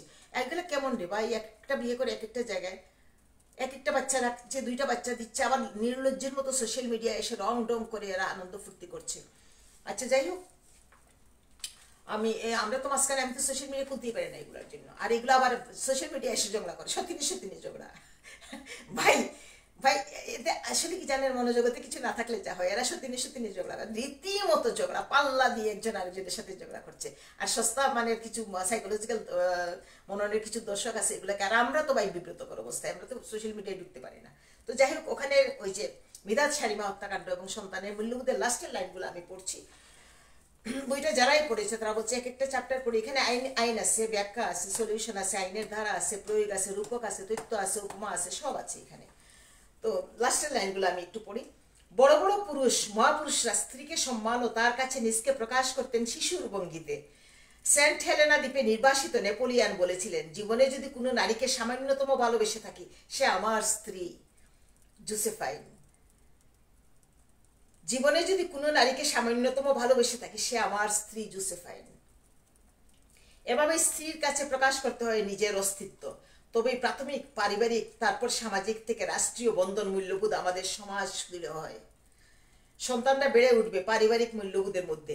অন্য নারীর বেশভূষায় মাতোয়ারা হয়ে, অন্য নারীর, এখানে একটা কথা আছে আমি যাচ্ছি এখানে, অন্য নারীর বেশভূষায় মাতোয়ারা হয়ে যদি গড়ে এসে যদি নিজের ত্যাগী স্ত্রীকে গটির পানি মনে করেন, এত এত প্রতিদিন ব্যবহার করছি, গড় সংসার দেখে বাচ্চা পালন করে, এমন কি তাদের পরিণতি হবে আজম শাওনের মতো। ওই যেখানে এই যে আমার এই কলামটার নায়ক আজম শাওন, এবং এটা বাস্তব ঘটনা, ওই যে পেপার থেকে আমি ঘটনাগুলো তখন সবসময় চলছে, কিন্তু আমি তো আর এত বই লিখতে পারবো না, এক একটা দিয়ে আমার চিন্তা শক্তি আমি বিদ্ধৃত করেছি। ওই এইখানে যে যে যে ইয়েটা আজম শাওনের মতো, তাদের পরিণতি হবে আজম শাওনের মতো। এখানে হয়তো ক্যারেক্টার আমি ভুলে গেছি, যেহেতু 14-15 বছর আগের লেখা। আজম শাওনের মতো এত প্রতিদিন ব্যবহার করছি, গড় সংসার থেকে বাচ্চা লালন পালন করে, এমন কি তাদের পরিণতি হবে আজম শাওনের মতো। পরিবার পরিজন দেখাশোনা যাবতীয় দায়িত্ব নয়, গুরু দায়িত্ব যে স্বামীরা অস্বীকার করে এবং স্ত্রীর দায়িত্ব পালনকে অবমূল্যায়ন করে, তারা হয়তো একদিন হাতে হাত করা বা পায়ে ডান্ডা বেরি পড়ার জন্য অবচেতন মনে প্রস্তুত হবে। তারা কিন্তু অবচেতন মনে প্রস্তুত হচ্ছে, একদিন কিন্তু পাপ বিন্দু বিন্দু বিন্দু জল থেকে সিন্ধু হয়। একটা স্ত্রীকে অপমান, একটা স্ত্রীকে অসম্মান কয়টা স্ত্রী মেনে নেয়? এখন মেনে নিচ্ছে না। এই জন্য এখন বলে মেয়েরা বড্ড কেঁপেছে, নষ্ট করছে সমাজ। আমার কবিতার লাইন, মেয়েরা এখন বেজায় খেপে নষ্ট করে সমাজ। মেয়েরা তো নষ্ট সমাজ করবেই, আদি যুগ থেকে তুমি টর্চার করেই যাবা। তোমার বিয়ের পর তোমার ওয়াইফ প্রেগনেন্ট হয়েছে, 2-3 মাস পরে প্রেগনেন্ট হয়ে গেছে, তার ফিজিক্যাল ডিসঅর্ডার আসছে, সে বমি করছে, সে নর্মালি দাঁড়াতে পারছে না, তার খাওয়া নাই, তোমার ফ্যামিলি বড়, তার বাবা মা দূরে থেকেও নাই, আর্থিক অবস্থা হয়তো ভালো নাই, হয়তো ভাইদের দাপট, ভাই বউদের দাপট, সে এখানে একা আছে, একটা বাচ্চা মেয়ে। তো তুমি তার কাছ থেকে তো মায়া মহব্বত, তুমি তো বাচ্চাও চাইবা, তার কাছ থেকে তো মায়া মহব্বত, তুমি তার সেবা শুশ্রূষা পাইবা না। সে তো তাকে নিজকে নিয়েই সে নর্মাল নাই, তাকে দেখার মানুষ নাই, তাকে খাওয়া দাওয়ার মানুষ নাই। তুমি তার কাছ থেকে একদম ফুলের সুগন্ধি আতর সমৃদ্ধ তুমি একজন বউকে নিয়ে জড়ায় ধরে বসে থাকবে, এটা কেমনে হয় রে ভাই? এটা হয় না তো। তখন কি করে, ওই যে বাইরে খুঁজে হাঁসফাঁস করে বাইরে, আর বাইরে যখন ওই যে মেয়েগুলা পথে পথে ঘুরে হাঁটে, গা থেকে মশা মাছির গন্ধ বাইরে, যেগুলো মেয়েগুলা খাইতে পারে না, টাকা নেই পয়সা নেই, এগুলাও দাঁড়ায় থাকে পুরুষ ধরার জন্য, এবং এই ভদ্র মেয়েগুলার জামাইকে ধরে। আর ওই মেয়েগুলো তো ওই পুরুষের সামনে আসে সেজিয়ে গুজিয়ে পরিপাটি হয়ে, পত্রকার থেকে একটা আতর টাতর মেখে তারপরে আসে, তখন ওই পুরুষের না ওই মহিলাটাকেই ভালো লাগে। ওই খারাপ সময়টা ওই মহিলা ঘরে কিভাবে আসে ওইটা তো দেখে না। ওই মহিলাটা, যেটা সত্যি কথা, আমি চুলচেরা বিশ্লেষণ পছন্দ করি, এগুলা নিয়ে দীর্ঘদিন আমি কাজ করেছি, এগুলা ইদানিং বলি না। ওই মেয়েটা তো তখন আসে, তার দুর্গন্ধ ঢেকে স্নান করে, তার একটা আতর পারফিউম মাখিয়ে একটা জামা কাপড় ধার কর্য করে বন্ধু বান্ধব থেকে এনে পরে ওই ওই ওই ভদ্র মহিলার স্বামীর সামনে আসে, তখন তার ঘরের বুকে আর ভাল লাগে না, ওই ওই ওই ওই মহিলাটাকেই ভাল লাগে, ঘরের বুকে আর ভাল লাগে না, ওই মহিলাটাকেই ভালো লাগে।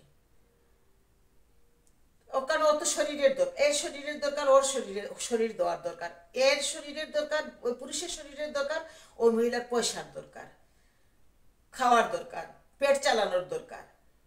কারণ সে মেনে নেয় নাই, সে প্রথম স্বামীকে ছেড়ে দিয়ে সে ডিভোর্সি হয়ে গেছে ধরেন এইরকম, বা ওখানে হয়তো তার স্বামী তাকে আরেকটু টর্চার করছে, কিন্তু টর্চারের মধ্যে যে মেনে নাও ওইটা ওই মহিলার নাই, সে বের হয়ে গেছে, সে অন্য মেয়ের সংসার ভাঙার জন্য, অন্য মেয়ের স্বামীকে বাগানোর জন্য সে পথে নেমে গেছে। এতে এটার একটাই তো কারণ, এই যে সংযম নাই, কন্ট্রোল নাই, বা লিমিটেশন নাই, এবং ভেঙে ওই মেয়েকে তার সংসার ভেঙে তছনছ করে তার স্বামীকে নিয়ে বাগায়ে বসে স্বামীকে নিয়ে বিয়ে করে এই মেয়েটাকে পথে ছুঁড়ে মারা হয়। এই মেয়েটা তখন বাচ্চা নিয়ে পথে পথে আশ্রয় খুঁজে, শেয়াল শকুনের হাত থেকে বাঁচবে কিভাবে সেই চিন্তা করে। এটাই সমাজের ভয়াবহ থেকে ভয়াবহ রূপ এখন। এটাই হলো লাস্ট লাইন, মিদাত শালিমা হত্যাকাণ্ড। এবং আর এখানে আরেকটা আমি আমি এই বইটা নিয়ে আসবো, এই বইটা যারাই পড়েছে তারা এই সবাই বলছে। এখানে আরেকটা যে ফারজানা রিতাকে কুলা চিঠির লাস্টের লাইনগুলো পড়ি। জাগতিকভাবে স্রষ্টাই কৃপণ দানে মেয়েদেরকে পাঠিয়েছেন পৃথিবীতে, কাঁধে বোঝা চাপিয়ে দিয়েছেন ত্যাগে। বাপের বাড়ি ত্যাগ করো, শ্বশুর বাড়ি ত্যাগ করো, বৃদ্ধ হলে পুত্রের সংসার ত্যাগ করো, বৃদ্ধাশ্রমে যাও, সন্তান উপহার দাও নিজের রক্ত মাংস থেকে, স্বামীকে মনোরঞ্জন করো, গৃহস্থালী করো, শুধু শুধু করো, তাই তো এত খাটাখাটুনি, মেয়েদের মেধার ছেলের মৃত্যু ঘটে। মেয়েদের ব্রেইন যে একটা বাবা কত স্বপ্ন নিয়ে তার মেয়েকে উচ্চশিক্ষিত করে, বিয়ে মানেই আমি বলেছি মেধার ছেলের মৃত্যু, যেটা আমার জীবনের ক্ষেত্রে হয়েছে। এখানেই মেয়েদের মেধার ছেলের মৃত্যু ঘটে। আমরা মানুষরা তাই মনে করি, কোনো সাপোর্ট না দিয়ে, আর তার জন্য আমরা ঈশ্বরের সেরা সৃষ্টি মানুষই দায়ী। মেধাকে খুন করে মানুষ, এই লাস্টের লাইন ওই ওই কলামটার, ফারজানা রিতাকে কুলা চিঠির কলামটার, মেধাকে আমরা খুন করি মানুষ। এখন আমি যদি বলি আমি দায়ী, এখানে সমস্যা ভাই, বহুত বিব্রতকর অবস্থায় পড়েছি। ওই আরেকদিন লাইভে বলেছিলাম, আমার একটা বান্ধবীকে তার বাবা মেট্রিক পাশের পরে, ছোট্টবেলার আমার বাবা স্কুল করার পর ওখানেই পড়তো তারা, তো মেট্রিক পাস করার পর 2 বছর করে বসায় রাখলেন। আর আমি তখন সরকারি মহিলা কলেজে হোস্টেলে থাকি।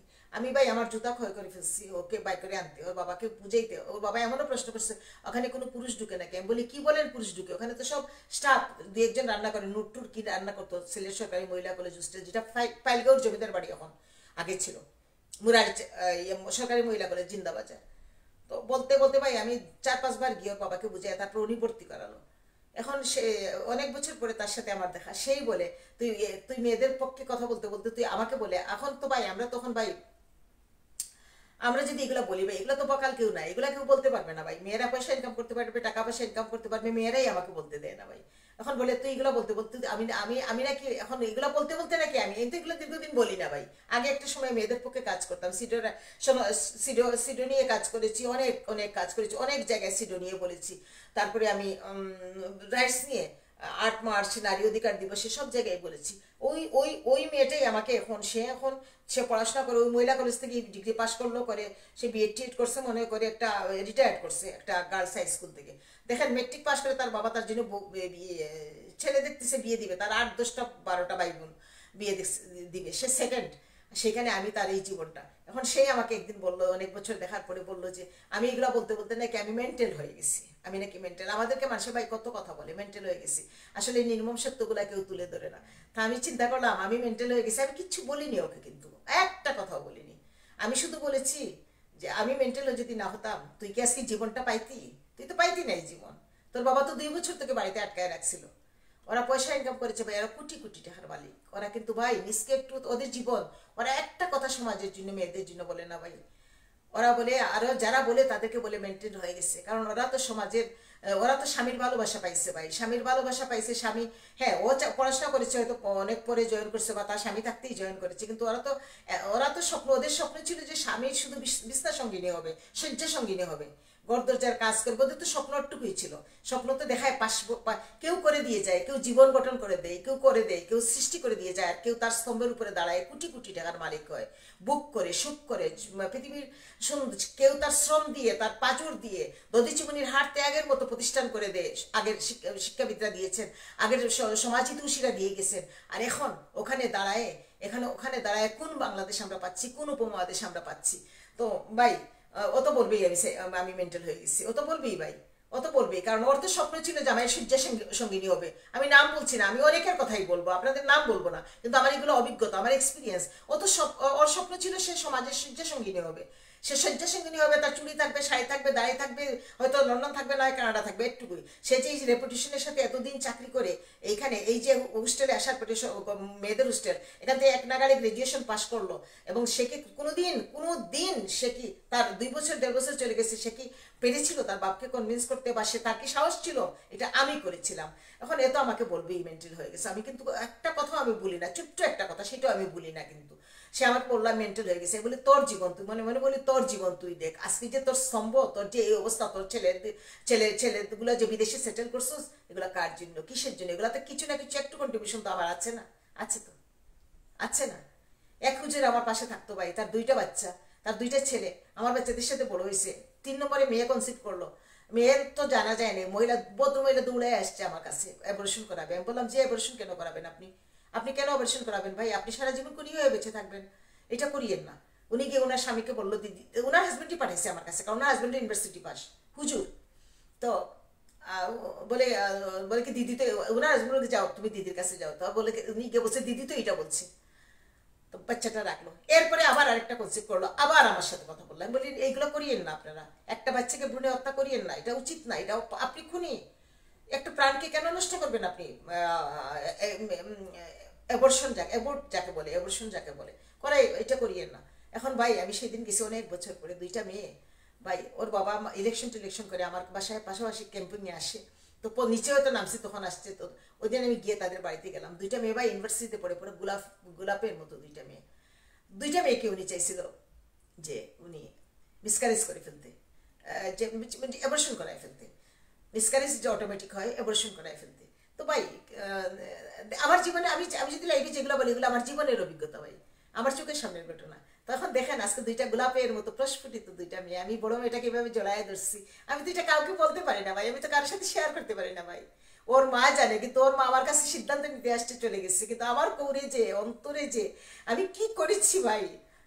আমি আমি 2টা প্রাণ, আমি আরো 4-5টা প্রাণকে আমি বাঁচাইছি, পৃথিবীতে আনছি। ওরা, ওদের মা অ্যাডামেন্ট ছিল ওরা অ্যাবর্শন করায় ফেলবে। আমি বললাম ভাই, সন্তান যখন পেটে আসে, হয় মরলে মরবো, ডোর ডাই, মরলে মরবো, বাঁচলে বাঁচবো, ওই বাচ্চাকে আমি কোনদিন অপারেশন করাতে পারবো না। আমার কতগুলো থিওরি আছে ভাই, আমার কতগুলো নীতি আছে, আমি এগুলো মেনটেন করি।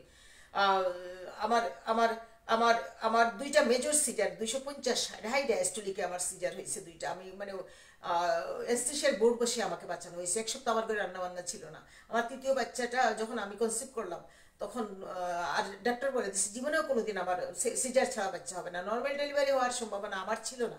আমার 3য় বাচ্চাটা যখন কনসিভ করলো ভাই, আমি তো কোনোদিন অ্যাবর্শনের কথা ভাবি নাই। আমি বলছি না, আমি বাঁচলে বাঁচবো, মরলে মরবো। বিশ্বাস করবেন, 3য় বাচ্চার সময় তো আমার একলেমশিয়া চলে আসছিল, পুরা 260 আমার ওই ওটিতে আমার প্রেশার। তখন আমার অপারেশন হচ্ছে, মানে এগুলো ভাবা যায় না, আমি ভাবতে পারি না, ভাবলে আমার এখন গা শিওরে উঠে। তো আমি তো বাচ্চাকে অ্যাবর্শন করাবো, এটা আমি ভাবি নাই। তো এই 2টা বাচ্চাকে দেখলে এটা খুবই স্বতঃস্ফূর্ত আলোচনা ভাই, এগুলো আমাদের হয় না। এই যে 2টা বাচ্চাকে যখন আমি দেখেছি ওদিন ওদের বাসায় গিয়ে, আমি আমি বড়টাকে, বিশেষ করে বড়টাকে জড়াই ধরছি, দিনতেশ্বর দিয়াস দিয়ে ওর নাম, আমি এইভাবে জড়াই ধরছি, হুজুরের মেয়ে, চিন্তা করেন। তো এই এই এই জায়গাগুলো থেকেই আজকে একটু কথা বললাম। আমি একটু এক্সট্রা ম্যারিটাল অ্যাফেয়ার্স নিয়ে আমি আসবো। ভাই আমি গান করি, প্র্যাকটিস করি না, আপনারা রাগ বিষা করিয়েন না।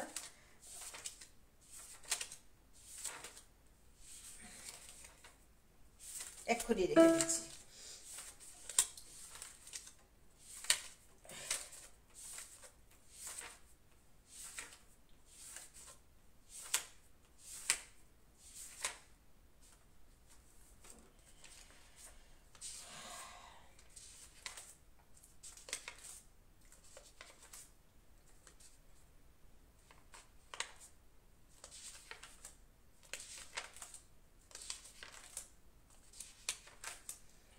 আমি সত্যি আমি আমি পড়াশোনা করি, আমি এ নিয়ে বলছি, দেখি কে কে আছে। জাহাঙ্গীরও আছে, নিউ ইয়র্ক থেকে। জাহাঙ্গীর একটু ফোন করিও না তুমি। শায়দ আপা, আপা কেমন আছে? তোমার মন মানসিকতা কেমন আছে গো আপা? শায়দা নাসরিনও আছেন, রফিকুল ইসলামও আছেন। ব্রিং দেমন ক্যামেরা, দারুণ হয়েছে, বাস করে দে রফিক। আচ্ছা, ব্রিং দেমন ক্যামেরা, এটা আমি আমি একটু দেখি তো। আমি এখন হয়তো আমার লাইফটা এখন কেটে যাবে, আমি একটু চেষ্টা করি, দেখি তো।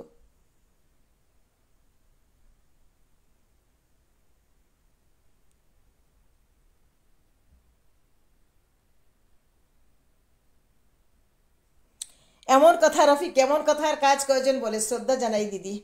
না আমি আরো অনেক আরো আরো গভীরে যাব, একটু just wait and see. Salma Mia London থেকে সালমা দেখছে, Salma Mia watching. Just wait and see, আমি একটু গভীরে যাব, আমি এগুলা একদম ব্যঙ্গে বিশ্লেষণ করব। তুমি যাও, জাস্ট ওয়েট এন্ড সি। ভাস্কর দারুণ হয়েছে। ব্রিং দেম অন ক্যামেরা, এই জিনিসটা আমি পারছি না ভাই। আমার লাইভে বেশি কিছু বলতে হয় না, আমার জীবনটাকে তুলে ধরলে, আমার জীবনের যত ঘটনা ওগুলো তুলে ধরলেই ওগুলোই শেষ করতে পারবো না মনে হয় এই জীবনে। এই যে দুইটা মেয়ের জীবন দিলাম, দুইটা মেয়ে এখন ইউনিভার্সিটিতে পড়ে, অনার্স মাস্টার্স করেই ফেলছে। কারণ তার বাবা, আমি যখন ফার্স্ট ইয়ার ইউনিভার্সিটি, চিটা ইউনিভার্সিটিতে, তখন তার বাবা ফাইনাল ইয়ারে ছিলেন। যখন আমি পাশাপাশি বাসা নিলাম তখন আমি দেখি ওনাকে চিনে ফেলছি। উনি পড়তো ইসলামের ইতিহাস ও সংস্কৃতি বিভাগে। তখন আমরা তিনতলায়, আমার তো সাবসিডিয়ারি ছিল হিস্ট্রি, আমরা তিনতলায় সাবসিডিয়ারি ছিল আমার হিস্ট্রি। তিনতলায় গেলে এই মানুষটাকে দেখতাম, এবং খুব মনস্বী একজন মানুষ, এবং উনি খুব চিন্তাশক্তির একজন উচ্চশিক্ষিত মানুষ। উনি হুজুর, তবে ধর্মীয় উন্মাদনা নাই, উনি খুব লিবারেল একজন হুজুর। উনি উনি এরপরে ওনার শরীর যখন খারাপ করলো তখন তখনও উনি আমাদের কাউন্সিলিংয়ে আমাদের পরিবারের ছিল। তারপরে ওনার ওয়াইফের একবার গ্যাস্টেস হয়ে যে অবস্থা, উনি চট করে পাশে বাসা আমার কাছে পাঠিয়ে দিত। ওনার ওয়াইফ আমার ঘরে শুয়ে আছে, আমি ওকে নার্সিং করছি, আমি ওকে লেবু শরবত দিচ্ছি, আমি ওকে খাওয়া দিচ্ছি। উনি ওনার ঘরে এতটা রেসপেক্ট করতো, অথচ আমার ইউনিভার্সিটির 4-5 বছরের সিনিয়র ভাই।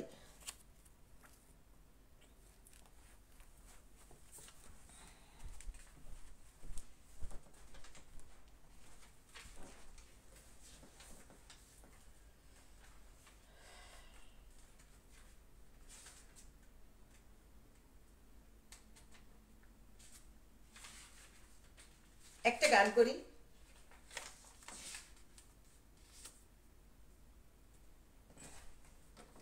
একটা রাধারমণের গান করি। যুগল মিলনে হেরো গো বৃন্দাবন আজ প্রেমে ভাসিয়া যায়। যুগল মিলনে হেরো গো বৃন্দাবন আজ প্রেমে ভাসিয়া যায়।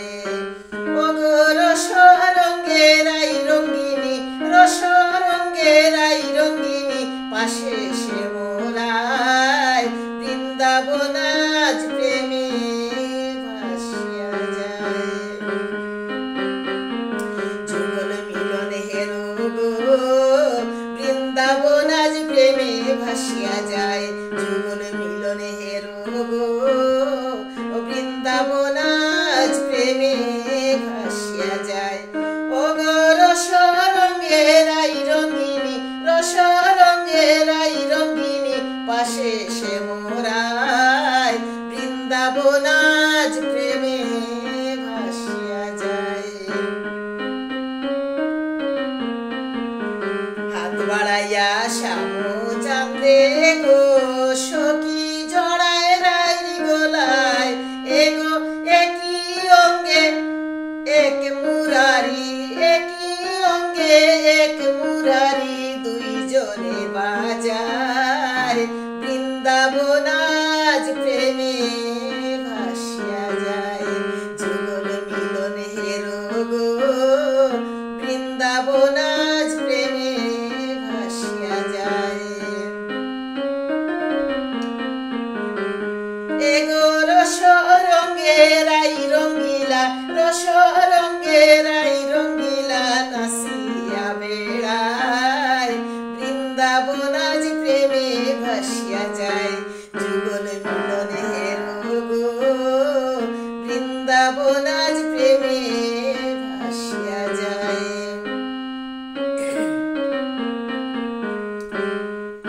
স্বামীর গায়ের ভিন্ন বসন গো সখী দিলারায়ের গায়, সখী দিলারায়ের গায়।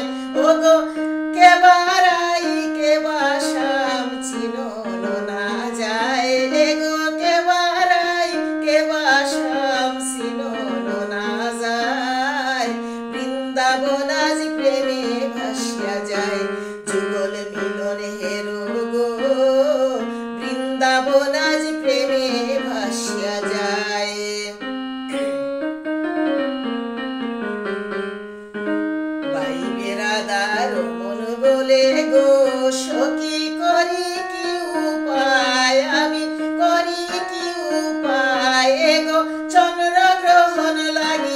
লাগিয়াছে, চন্দ্র গ্রহণ লাগিয়াছে, ভাবে বোঝা যায় বৃন্দাবন আজ প্রেমে ভাসিয়া যায়। যুগল মিলন হেরো গো বৃন্দাবন আজ প্রেমে ভাসিয়া যায়। এগো রস রঙেরাই রঙ্গিলা, রস রঙেরাই রঙ্গিলা নাচিয়া বেড়ায়, বৃন্দাবন আজ প্রেমে ভাসিয়া যায়। যুগল মিলন হেরো গো বৃন্দাবন আজ প্রেমে ভাসিয়া যায়। রাতকে রাত রাধার অপেক্ষা কৃষ্ণের জন্য, কুঞ্জ সাজায় বসে আছে, আসে না কৃষ্ণ। সে বই চন্দ্রাবলীর কুঞ্জে, এগুলা এগুলা এগুলা কিছুই না কৃষ্ণের জীবন। এগুলা কবি সাহিত্যিকরা কত ধারায় কত মাধুর্যে তাদের প্রেমকে উপস্থাপন করেছে। কোনো প্রেমই ছিল না। 10 বছর ছিলেন উনি বৃন্দাবনে, এরপরে উনি চলে গেলেন মথুরায় কংসকে মারতে, এরপরে উনি চলে গেলেন, এরপরে বিভিন্ন অত্যাচারী রাজাকে মেরে উনি দ্বারকায় চলে গেলেন। তো এই যে কবি সাহিত্যিকের এই যে চিন্তা শক্তি, এখানেই তো একজন লেখক, একজন রাইটার কত সুন্দর, কত খোরাক তারা দিয়ে গেছে। ইতিহাসের মতো মানুষ জানবে, কিন্তু আমরা তো আনন্দের মধ্যে আমরা খোরাক গুলাকে জানি।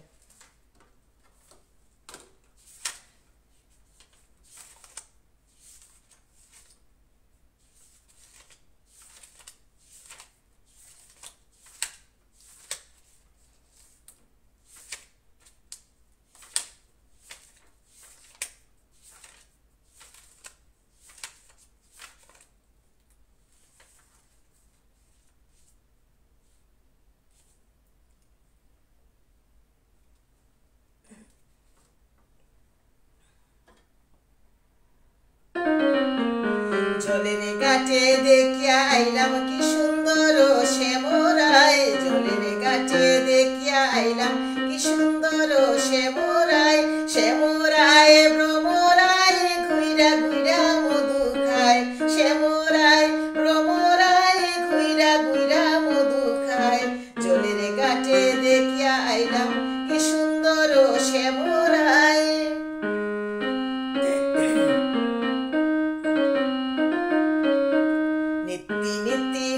বাগানে ভ্রমরায় মধু খায়, নিত্যি নিত্যি ফুল বাগানে ভ্রমরায় মধু খায়। আই গো ললিতা সখী আবার দেখি পুনরায়, আই গো ললিতা সখী আবার দেখি পুনরায়। জলের ঘাটে দেখিয়া আইলাম কি সুন্দর শ্যামরায়।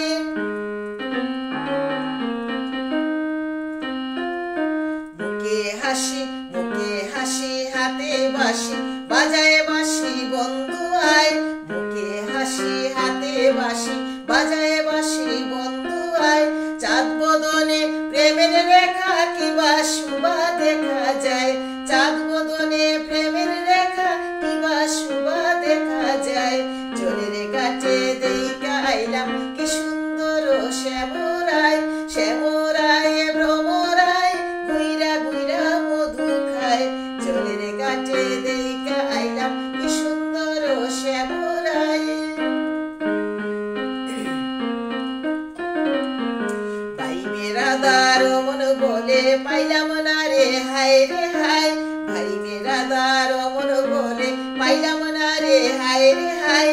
পাইতাম যদি প্রাণ বন্ধুরে রাখতাম হৃদয় পিঞ্জিরায়, পাইতাম যদি প্রাণ বন্ধুরে রাখতাম হৃদয় পিঞ্জিরায়। জলের ঘাটে দেইকা আইলাম কি সুন্দর শ্যামরায়, শ্যামরায় ভ্রমরায় ঘুইরা ঘুইরা মধু খায়। জলের ঘাটে দেইকা আইলাম কি সুন্দর শ্যামরায়। এই গানগুলো কিন্তু সিলেটি ভাষার গান, এখন মিক্স আপ হয়ে গেছে। আর এগুলা রাধারমণের 3000 গান আছে সিলেটের রাধারমণের, এবং এগুলো নিয়ে আমি লাইভে বহু আগে বলে ফেলছি, এগুলো বলা শেষ। এগুলো এখন এই জন্য আমি স্টাডি করি না, কারণ এগুলো পুঙ্খানুপুঙ্খভাবে বলতে হয়। রাধারমণের মা বাবা ভাই বোন কত বছর বয়সে তিনি মারা গেছে সব আমার বলা শেষ, ইউটিউবে লাইভ আছে। রাধারমণের কল্পনা দেখেন, রাধা আসলে একটা কি জানে, একটা আশীর্বাদ ছিল, একটা আশীর্বাদী বর ছিল যে ভগবান শ্রীকৃষ্ণের যে লীলা সত্যযুগে, যে তার তো মানুষের অলৌকিক কিছু লীলা করেছিলেন, অলৌকিকত্ব সাধনা তখন হতো। তো সেখান থেকে এবং বঙ্গবন্ধু কি করে গেলেন? তো ভগবান শ্রীকৃষ্ণ করতে পারবেন না কেন মহাভারতের যুদ্ধ? ভগবান শ্রীকৃষ্ণ কেন পারবেন না জলাশয়কে বধ করতে? সবই তো কেন পারবেন না? বঙ্গবন্ধু কম করে গেলেন, এই তো অবতার। আমি তো মনে করি বঙ্গবন্ধু মনে করি অবতার। এরা লীলা করার জন্য আসছিল, সেখানে অলৌকিকত্ব ছিল, দৃঢ়তা ছিল, মনোবল ছিল, সাহস ছিল, দীপ্ত পায়ে এগিয়ে যাওয়ার চিন্তা শক্তি ছিল। তারা আসছিল, তাদের জন্ম ভাই ভাই এরা মানুষ কিভাবে আপনি বলবেন? এরা এই কাজ কি একদিনে করতে পারে? এরা কি 25-30 বছর বয়সে, 40-50 বছর বয়সে সেই কাজ করছে? এরা তো জন্ম থেকে এই শক্তিটাকে নিয়ে, এরা জন্মই তো এই শক্তিটা নিয়ে। তো এদেরকে আপনি অবতারিত, আমি তো অবতারই বলবো। যিনি গভীরে যান, গভীরে যান, চিন্তা করেন, ব্রেনটাকে কাজে লাগান, জীবনের এই ব্রেনটা কাজে লাগান, গভীরে যান। শুধু খাওয়া বসা ঘুম, মাংস খাওয়া, রক্তপাত করা আর ঘুমের জন্য আর চুরি দাড়ি এগুলোর জন্য জীবন না। আপনি গভীরে যান। বঙ্গবন্ধু তো 45 বছর বয়সে দেশ স্বাধীন করে নাই ভাই। ওই নামনগর থেকে এসে বাইরে হইলো জনসম্মুখে। বঙ্গবন্ধুকে তো মানুষে ভাই তখন গ্রহণ করতো না, বঙ্গবন্ধুকে তো গ্রহণ করতো না তখন মানুষ। সে জন্ম থেকে তিলে তিলে তাকে যে আজকে আমি কেন আপনাদের সামনে বসে, এটাকে আমার একদিনের ফল, আমার জন্ম থেকে আমার সাধনা। আজ থেকে 25 বছর আগে আমি স্বপ্ন দেখতাম আমি যদি এইভাবে একটা লাইভ করতাম। আমার বুকের উপর তো 50 মণ পাথর, আমার চন্দ্র নাই, সূর্য নাই, আকাশ নাই, সমুদ্র নাই, আমার কিচ্ছু নাই, সব কেড়ে নেওয়া হয়েছে। আমি তো পারবো না কোনোদিন কিছু, কিন্তু আমি ওই স্বপ্নটাকে আমি চর্চা করেছি, লালন করেছি, আমার ইনার এক্সিস্টেন্সের সাথে যুদ্ধ করেছি। আমার 4টা বাচ্চা, আমার 3টা মেয়ে আর আমার একটা, আমি বলি সবাইকে আমার 4টা সন্তান, আমার ধৈর্য সন্তান। তাকে ফেনার্গন প্রত্যেকদিন খাওয়ায় বছরকে বছর আমি ঘুম পড়ায় রাখছি। আজকে আমি এসে বসে গেছি আপনাদের সামনে। এটা তো চাইলেই বঙ্গবন্ধু পশ্চিম পাকিস্তানকে থেকে বাংলাদেশে এনে দিতে পারতো না। চাইলেই তো বিশ্বের মানুষ তার কথা গ্রহণ করতো না, বিশ্বের রাজনীতিবিদরা তার পাশে দাঁড়াতো না, তাকে সবাই সমর্থন দিত না, ইন্দিরা গান্ধী তার জন্য হন্য হয়ে ছুটতো না। ভাই এরা জন্মই হয়, এরা জন্মই ঐশ্বরিকতা নিয়ে, ঐশী চেতনা নিয়ে, ওরা জন্মই হয় ব্রহ্মত্ব নিয়ে, ওরা জন্মই হয় মেধা নিয়ে, ওরা জন্মই হয় ওরা আত্মা থেকে পরমাত্মায়, পরমাত্মা নিয়েই জন্ম হয় ভাই। ওরা আত্মা থেকে পরমাত্মায় কি যাবে? ওরা পৃথিবীতে আসছেই পরমাত্মা হয়। চৈতন্য প্রভু বলেন, নেতাজি সুভাষচন্দ্র বসু বলেন, স্বামী বিবেকানন্দ বলেন, ওরা আসছে। যে স্বামী বিবেকানন্দ 1905 সালে এসে ভাই এখানে ডিভাইনিটি, স্পিরিচুয়ালিটি, তারপরে তোমার ফেথ বলি আর ট্রাস্ট বলি, লাভ বলি, ইয়োগা বলি, যে পশ্চিমা দেশকে যে যে ধাক্কা দিয়ে গিয়েছিলেন, আজকে তারা ভাই এই এই এই ভারতীয় উপমহাদেশে স্বামী বিবেকানন্দের সব কিছু নিয়ে তারা সজ্জিয়ে বীর্যে উন্নত।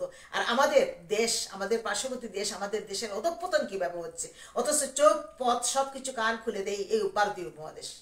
চোখ পথ কান সবকিছুই খুলে দেয় ভারতীয় উপমহাদেশ, বিদ্যা মেধা জ্ঞান দিয়ে এসে সমস্ত কিছু পরিচালিত করছে, কিন্তু কলকাঠি নাড়াচ্ছে কিন্তু ওই উপমহাদেশ। ওই উপমহাদেশ শত শত বছর আগের, হাজার হাজার বছর আগের ব্রেন স্কলার সব জন্ম হয়েছিল ভারতীয় উপমহাদেশে ভাই, ওই ভারতীয় উপমহাদেশে। আমি তো চলি, আমি তো যেমন আমি সুইমিং করতে গেছি, ওখানে যে আছে তার সাথে বসে আমার বন্ধুত্ব হয়ে যায়। ওখানে গেছি আমার যে কোনো মানুষের মেয়ের সাথে বেশি বন্ধুত্ব হয় আমার। তো আমি তো বুঝি, কথা বললে বুঝি আমি, যে ব্রেনের যে মার্কেট বা ব্রেনের যে ফাংশন বা ব্রেনের যে একটা সলিউশন, এটা তাদের কম। হ্যাঁ, তো কিন্তু তারা এখন টপ মোস্ট হয়ে গেছে, কারণ টপ মোস্ট হয়ে গেছে, তারা এটা গ্রহণ করছে, অ্যাকসেপ্ট করছে, তারা ইমপ্লিমেন্ট করতে পারুক না পারুক, তারা রিক্রুট করছে। জিনিসটা আমি বুঝাতে পেরেছি। তারা তাদের ম্যান পাওয়ার দিয়ে তারা ইমপ্লিমেন্ট করতে পারুক না পারুক, তারা তাদের ম্যান পাওয়ার তৈরি করতে পারুক না পারুক, তারা অর্থনীতির চালিকা শক্তিকে এস্টাবলিশ করে তারা কিন্তু আবার আমাদের জায়গা থেকে রিক্রুট করে চালাচ্ছে। তারা তো গ্রহণ করেছে ভাই। স্বামী বিবেকানন্দকে আমরা গ্রহণ করতে পারি নাই, স্বামী বিবেকানন্দকে আমরা গ্রহণ করতে পারি নাই, আমরা গ্রহণ করতে পারি নাই স্বামী বিবেকানন্দকে, আমরা গ্রহণ করতে পারি নাই। স্বামী বিবেকানন্দকে গ্রহণ করেছে পশ্চিমা দেশ। স্বামী বিবেকানন্দ, রজনীকান্তের নাম এখন বাংলার মাটিতে উচ্চারণ হয় না ভাই, আমার দেশে উচ্চারণ হয় না। রজনীকান্তের নাম উচ্চারণ হয় না, রজনীকান্তের সমাধি মনে আছে এখনো বাংলাদেশে, আমি এখন ব্রেন থেকে বলছি। এদের নাম উচ্চারণ হয় না ভাই, এদের নাম উচ্চারণ হয়, এরা হইলো ধর্মান্ধতা, ধর্মী, এরা এটা হলো এরা হইলো একটা একটা একটা একটা গোষ্ঠীর সন্তান এরা। তো আর আপনি কিভাবে ভালো থাকবেন, আর আপনি কিভাবে ভালো দেশ আশা করবেন? করবেন না তো, আপনি আশা করবেন না তো, ভালো দেশ আশা করবেন না তো। এখন বিভিন্ন ওটা কপি করছে, চুরি করছে, কিন্তু বিভিন্ন অন্য ওয়েতে চুরি করছে। ইয়োগা সিস্টেম, ভারতীয় উপমহাদেশের যে ইয়োগা মেডিটেশন, ওটা কপি করছে, এটা অন্য নামে তারা ইমপ্লিমেন্ট করছে।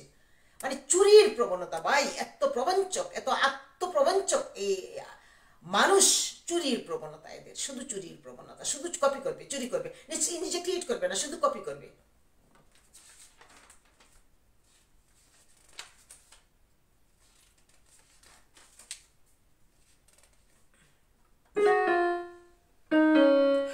শেষ একটা গান লাস্ট,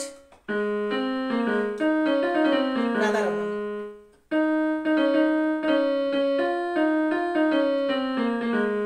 এমন এমন যন্ত্রণার মাঝে, যন্ত্রণার মাঝে কেমন করে রই গো, শুনছনি গো প্রাণ সজনী বাঁশি বাজে ওই গো, এমন যন্ত্রণার মাঝে কেমন করে রই গো, শুনছনি গো প্রাণ সজনী বাঁশি বাজে ওই গো, সব সখীরে সঙ্গে লইয়া জল ভরিতে যাই গো, এমন যন্ত্রণার মাঝে কেমন করে রই গো, শুনছনি গো প্রাণ সজনী বাঁশি বাজে ওই গো, এমন যন্ত্রণার মাঝে কেমন করে রই গো, শাশুড়িয়ে দিলা গালি বধূ কলঙ্কিনী গো, শাশুড়িয়ে দিলা গালি বধূ কলঙ্কিনী গো, কেমনে ভাঙ্গিলায় আমার হীরার কলসি গো, এমন যন্ত্রণার মাঝে কেমন করে রই গো, শুনছনি গো প্রাণ সজনী বাঁশি বাজে ওই গো, এমন যন্ত্রণার মাঝে কেমন করে রই গো।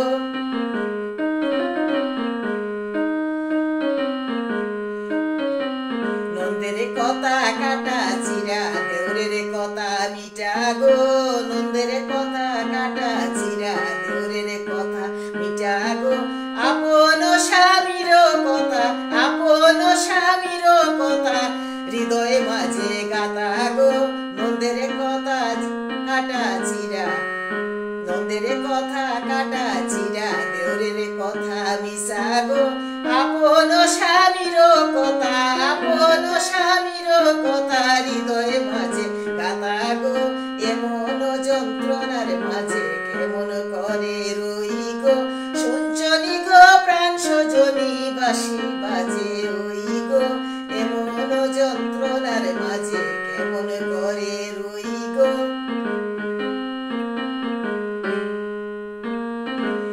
বাপের বাড়ির ঘরের পিছে কুমারী আর হাড়ি গো, বাপের বাড়ির ঘরের পিছে কুমারী আর হাঁটি গো, নাইলে গেলে আনিয়া দিমু নাইলে গেলে আনিয়া দিমু হীরার কলসি গো, এমন যন্ত্রণার মাঝে কেমন করে রই গো, শুনছনি গো প্রাণ সজনীর বাঁশি বাজে ওই গো, এমন যন্ত্রণার মাঝে কেমন করে রই গো, ভাই বেরাদার মন বলে শুনগো দনি রাই গো, ভাই বেরাদার মন বলে শুনগো দনি রাই গো, কালার বাঁশের বাঁশি কালার বাঁশির ধ্বনি আমি মরি যাই গো, কালার বাঁশির ধ্বনি আমি মরি যাই গো, এমন যন্ত্রণার মাঝে কেমন করে রই গো,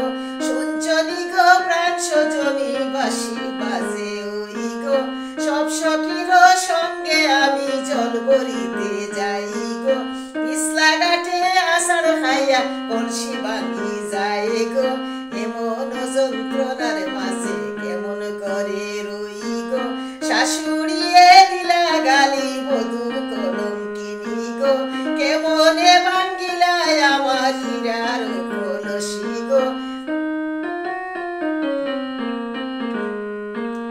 নন্দের কথা কাটা চিরা দেউরের কথা মিটা গো, নন্দের কথা কাটা চিরা দেউরের কথা মিটা গো, আপন স্বামীর কথা আপন স্বামীর কথা হৃদয় মাঝে গাতা গো, এমন যন্ত্রণার মাঝে কেমন করে রই গো, বাপের বাড়ির ঘরের পিছে কুমারী আর হাড়ি গো, নাইলে গেলে আনিয়া দিমু হীরার কলসি গো, নাইলে গেলে আনিয়া দিমু হীরার কলসি গো, এমন যন্ত্রণার মাঝে কেমন করে রই গো, ভাই বেরাদার মন বলে শুনগো দনি রাই গো, কালার বাঁশের বাঁশি আমি মরি যাই গো, ভাই বেরাদার মন বলে শুনগো দনি রাই গো, কালার বাঁশের বাঁশি আমি মরি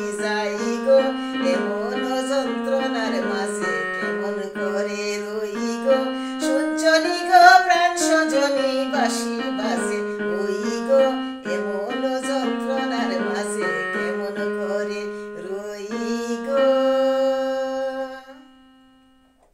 আসলে আজকাল লাইভ কিছু না, আসলে আজকাল লাইভের আমার মনটা ভালো লাগছে না। ভাবলাম যে এই দেখেন আমি গানগুলো কিন্তু করতে পারছি না, কারণ কি এগুলো আমি প্র্যাকটিস করি নাই দীর্ঘদিন, এই বসছি এখন এখানে করছি, প্র্যাকটিসটা হইলো। আর ভাই যার বাড়িঘর থাকে রাস্তাঘাটের জনপথে তার আবার লাজ লজ্জা কিছু নেই, আমার ভাই ওই জিনিসটা নাই, খুব কম। আমার লাজ লজ্জা কিছু নেই, বারবারই বলি আমার লজ্জা সরম কিছু নেই ভাই। আমার কথা আমি একটু ভালো থাকতে চাই, আমি করতে চাই, আমি আপনাদের সাথে থাকতে চাই, আমি আনন্দ দিতে চাই, আনন্দে বাঁচতে চাই। আর গলদ তো কাজ তো আছে ভাই, কালকে রাতে আমি 4টার সময় কালকে রাতে স্নান করছি ভাই, রান্না করতে গিয়ে বের হয়ে এতগুলা বাজার আনছি ওই দিন। আমি 3 দিন যাবত বাজার গুছাচ্ছি, কারণ এখানে বাজার আনতেই হয় ভাই, ওই বাজারটা আমার সপ্তাহ 10 দিন চলে যাবে। তো বুঝেন 5বার 6বার আমি নিচ থেকে, আমি ডাক্তার থেকে আসার সময় 5-6বার নিচ থেকে গিয়ে 2 হাতে একদম সর্বশেষ ওজন দিয়ে আমি নিচ থেকে করে তুলছি বাজার। এখন এগুলো ওই যে কোনো শাক রাঁধছি, কারণ আশেপাশে ভেজিটেবল বেশি পাওয়া যায় না, পাশে একটা ডিম মার্কেট আছে, একটা ওভার নিয়ে বাজার নিয়ে আসলাম। ভাই ডিম মার্কেটে পথে পাইলাম, ঢুকে গেলাম, সমস্ত দুধ 5 লিটার দুধ, বুঝেন লিকুইড 5 লিটার দুধ শুধু, তাইলে অন্য ওজন চিন্তা করেন, মাছ মাংস সমস্ত কিছু। তরমুজ আনছি, বাঙ্গি আনছি, আঙ্গুর 3 বক্স আনছি, মানে আমার 10-15 দিনের বাজার। তাইলে বুঝেন এবার এগুলো সব এখনো গুছানো হয় নাই। তো আমি তখন গিয়ে আবার কাপড়টা খুলে গিয়ে কাজে লাগবো। ওই যে যে গেঞ্জি একটার পর একটা নষ্ট হয়, আর ওই যে গলা দিয়ে এটা বান্ধি, যে যেটাকে কি বলে, যে প্রোটেক্টার যে গাউনটা, ওটা বাদ দিয়ে যে কাজে লাগবো ভাই। আর কোন সময় কাজ শেষ হবে আমি জানি না। এখন দেখেন 12টা 1টা বেজে গেছে, মাত্র ঘুম থেকে উঠছি, এখানে দিনটা এখন পাওয়াই যাচ্ছে না। এদিকে কিন্তু অন্ধকার হয় রাত 10টায়, রাতটাও পাওয়া যায় না, এখান থেকে উঠতে উঠতে দিনের অর্ধেক সময় চলে যায়। তো এরকম একটা লাইফ, আমি এখনো টাইম টুম কিচ্ছু বুঝি না। কিন্তু আমার যে জনপদের ঘর, আপনারা কাউকে না কাউকে, আমার সাধনা শ্রীনাপাকে পাইলাম, রফিককে পাইলাম, দেরি করে যে প্রিন্সিপাল, তারপরে ও ফেরদুসকে পাচ্ছি, অনেককে পাচ্ছি। আর এই জন্য খুব মানে একটু একটু রিদিমিক একটু গান 2-4টা গাইলাম, 5টা গাইলাম। কারণ আর বাঁশি কেন আসছে ওই আমার বন্ধুটার জন্য, সে ওই যে বাঁশি শুনে আর কাজ নাই, সে যে ডাকাতি না, ওটা না, ওই যে ওই গানটা নিশিতে যাইও ফুলো বনে, ওই গানটা যখন বয়স দিচ্ছে ওটা থেকে আবার অনর্গল বাঁশির কাজ করছে ব্রেনে, বাঁশি থেকে এতগুলা রাধারমণের গান। সবাই ভালো থাকুন, সুস্থ থাকুন, অনেক ভালো থাকুন, অনেক ভালোবাসা নিন। নজরুলের ইসলামের স্মরণে হয়তো আমি 2-1 দিনের মধ্যে কিছু বলতে আসবো, 2-4 দিনের মধ্যে। ভাল লাগে, আপনারা ভালো থাকুন। আর আমি আমি ব্রিং দেম অন ক্যামেরা, আমি আবার বলছি ডিউ টু রেসপেক্ট, আমি এটা বুঝতে হবে, জানতে হবে, কারণ আমি টিপ দিছিলাম দিয়ে আবার সেলফি মুডে চলে যাচ্ছি, এটা আমি আবার আরেকবার আমি টিপ দিতে গিয়ে আমার সাউন্ড চলে গেছে ভাই, একটা লাইভ পুরো ডিলিট হয়েছে, করে আবার কিছু কিছু সময় লাইভ করে, যেহেতু সবাই বলছে শুনে নেই। তো দলকালের সমাজ বইটা নিয়ে আমার এক্সট্রা ম্যারিটাল অ্যাফেয়ার্স নিয়ে পরবর্তী আমার 4-5টা লাইভে একটু একটু বলবো, আমার চিন্তা শক্তি এক্সট্রা ম্যারিটাল অ্যাফেয়ার্সে। এক্সট্রা ম্যারিটাল অ্যাফেয়ার্স ভালো, বাট মানুষ যেন মানুষের ঘর সংসার ভাঙার কারণ না হয়, সেটাই। এক অবশ্যই অবশ্যই আমি বলবো, আমার একটা ফ্রেন্ড থাকবে না, আমার একটা ফ্রেন্ড থাকবে না, আমার তো আমার একটা ফ্রেন্ড থাকবে না, আমি কি নিয়ে বাঁচবো? আমার একটা কথা বলার মানুষ থাকবে না, আমি 2-4টা রোমান্টিক কথা কারোর সাথে বলবো না, আমি কাউকে একটা কবিতা দিব না, আমি কাউকে পার্সোনালি একটা মেসেঞ্জার একটা গানের 2টা কলি দিব না, আমি কাউকে একটা 2টা কবিতার লাইন দিব না, আমি কাউকে ভালোবাসার 2টা কথা লিখবো না, আমি কারোর সাথে একটু টেলিফোনে কথা বলবো না, অবশ্যই বলবো। কিসের কি সংস্কার, কি ধর্ম? রবীন্দ্রনাথ লিখে গেছেন না, ন্যায় অন্যায় জানি না জানি না, আমি শুধু তোমারই জানি। আরেকটা বলেছেন না, আমি জেনে শুনে বিষ করেছি পান। এই রবীন্দ্রনাথের সৃষ্টির মূল চালিকা শক্তি হলো অনেকটাই তো কাদম্বরী দিবি, কেউ মানুক আর না মানুক, আমি অন্তত পক্ষে মনে করি অখণ্ড ব্রহ্ম, ঈশ্বরের সমর্পণ, পরব্রহ্মের সমর্পণ। আর কিছুটা তো তার অনেক গানই আছে, তার যে সাইকোলজিক্যাল, যে তার যে কাদম্বরী বুটানকে তিনি যে হারিয়েছিলেন তার অল্প বয়সে, তার খেলার সাথী, তার মা মারা যাওয়ার পরে তার যে একটা নির্ভরযোগ্য একটা সাথী, যে কাদম্বরী তাকে তার পড়া পড়তেন, তাকে শোনাতেন, তাকে খাইয়ে দিতেন। তারপরে যে ধাক্কাটা খাইলেন কাদম্বরীর সুইসাইড, রবীন্দ্রনাথের যে মনস্তাত্ত্বিক জগৎ যে শূন্য হইলে সারাটা জীবনেতে তিনি কাদম্বরীকে নিয়ে অনেক কিছু তার সৃষ্টি। আমি রবীন্দ্রনাথের সৃষ্টি কাদম্বরীর নাম তিনি না আনলেও আমি রবীন্দ্রনাথের অনেক সৃষ্টি কাদম্বরীকে আমি বই দেখি বসে আছেন কাদম্বরী, রবীন্দ্রনাথের দিব্যচক্ষু দিয়ে কাদম্বরীকে এটা ডেলিভারেটলি এটা লিখেছেন, আমি পাই ভাই, তিনি ডেলিভারেটলি কাদম্বরীকে লিখেছেন। এর আগেও তার একটা প্রেম ছিল, ওইদিকে তাকে পাঠানো হয়েছিল বেঙ্গালুরু না কোন দিকে একটা প্রেম ছিল রবীন্দ্রনাথের। তো এই যে বিশেষ করে কাদম্বরী আত্মহত্যা নিষ্কে করলেন, করার পরে রবীন্দ্রনাথের অবস্থা তো মানসিকভাবে, এবং রবীন্দ্রনাথের দেখে রবীন্দ্রনাথের জীবনে কিন্তু তার মায়ের কথা, 14 বছরে তিনি তার মাকে হারিয়েছেন, মায়ের কথা তেমন আমরা পাই না, খুব একটা পাই না, মাঝে মাঝে সামটাইমস, বাট বাট কাদম্বরী তার জীবনে ও মা কন্যা জায়া জননী হয়ে বসে আছেন, তুমি নহ মাতা নহ কন্যা নহ বধূ সুন্দরী রূপসী হে নন্দন বাসিনী উর্বশী। তো তো যাই হোক, সবাই ভালো থাকুন, সুস্থ থাকুন। আমার এক্সট্রা রিটেল অ্যাফেয়ার্সে দীর্ঘদিন যাবত আমি আসার কথা, আমি দীর্ঘদিন যাবত পরিকল্পনা করছি এটা নিয়ে। সামনে 4-5টা এপিসোডে আমি এটা নিয়ে কথা বলবো, আপনার সাথে থাকবেন। আর ভুলভ্রান্তি মাফ করে দিবেন। আর লাইভটা লাইভটা আজকের লাইভটা আমি এমনি করেছি অ্যামিউজমেন্টের জন্য, কাউকে ডেডিকেট করতে গেলাম না, কারণ ডেডিকেট করতে একটা চিন্তা শক্তি মাথায় নিয়ে কাজ করতে। আর আমি ডেডিকেট তো লাইভটা করি আমার কণ্ঠটা, আমার বলাটা ডেডিকেট করি। আমি তো কবি লেখকদের সৃষ্টি, আমার সৃষ্টি আমি ডেডিকেট করা হয়ে গেছে। আমি তো কারো সৃষ্টি ডেডিকেট করতে পারবো না। তো লাইভটা আমি ডেডিকেট করি যে আমার এই বসা, আমার এই বলা, আমার এই কণ্ঠ, এগুলি আমি ডেডিকেট করি। সবাইকে অনেক বিনম্র শ্রদ্ধা। আমার নামটা দেখি, আমি আর আসছি না এখানে। সবাইকে বিনম্র শ্রদ্ধা। আর মূল্যবান মতামত দিবেন, একটু লিখলে দেখবেন আপনাদের মনের সুকুমার ভিত্তিক বিকাশটাই হবে। লেখাটা শিখলেন, লেখাটা কিন্তু অনেকে পারে না, অনেক উচ্চশিক্ষিত করেন, একটা লাইনও লিখতে পারে না। আমাকে দুঃখ করে বলে আমরা একটা লাইন লিখতে পারি না। তুই সারাদিন কিভাবে লিখিস ভাই? লেখার চর্চা করেন, একটা শব্দে 2টা শব্দে কমেন্টস দিবেন। আমি এতক্ষণ মূল্যবান সময় নষ্ট করলাম, বক বক করলাম, আপনারা গান শুনলেন, কারো ভালো লাগতে পারে, কাউ চলে গেছেন, কেউ এমবি খরচ করে দেখছেন। ভাই আমাকে একটা 2টা শব্দ লিখলে এরকম করেন কেন? আমার সব কিছুর মূল্য নাই, আপনাদের সব কিছুর মূল্য আছে না? হ্যাঁ, ইট ইজ নট ফেয়ার, এটা ঠিক না। তো ভালো থাকুন, সুস্থ থাকুন, বিনম্র শ্রদ্ধা, ভুলভ্রান্তি মাফ করে দিবেন।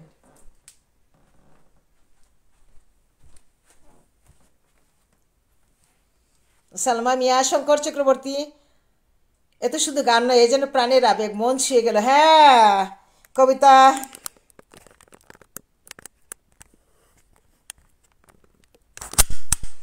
আমি চলে আসছিলাম কেন জানো? আমি চলে আসছিলাম যে কারণ রাত হয়ে যাচ্ছে, এই জন্যই চলে আসছিলাম। শঙ্কর চক্রবর্তী, এত শুধু গান নয়, এই যেন প্রাণের আবেগ, কবিতা ভট্টাচার্য, আরমান খান, আর সবাই চলে গেছে, থাকার কথা না। আর আমার লাইভ অনেক বড় হয়। সালমা মিয়া লন্ডন থেকে। সালমা কেমন আছো? তোমার ভাইয়ের খবর আমাকে মেসেঞ্জারে জানাইও। মোহাম্মদ আলী ভাইয়ের খবর জানাইও তো, কেমন আছে ইদানিং? আমি বাবির সাথে ফোনে কথা বলি নাই। অনেক ভালোবাসা, সবাইকে বিনম্র শ্রদ্ধা। আমার ভুলভ্রান্তি ক্ষমা সুন্দর দৃষ্টিতে দেখবেন। অনেক কথা বললাম। আবার একটা ইনস্ট্রুমেন্টকে এখানেই আমি শেষ করি। ইনস্ট্রুমেন্ট বাদ্যর চোখে সুন্দর ভিজুয়াল একটা জিনিস দিয়ে আমি লাইভটা শেষ করি। সবাইকে বিনম্র শ্রদ্ধা।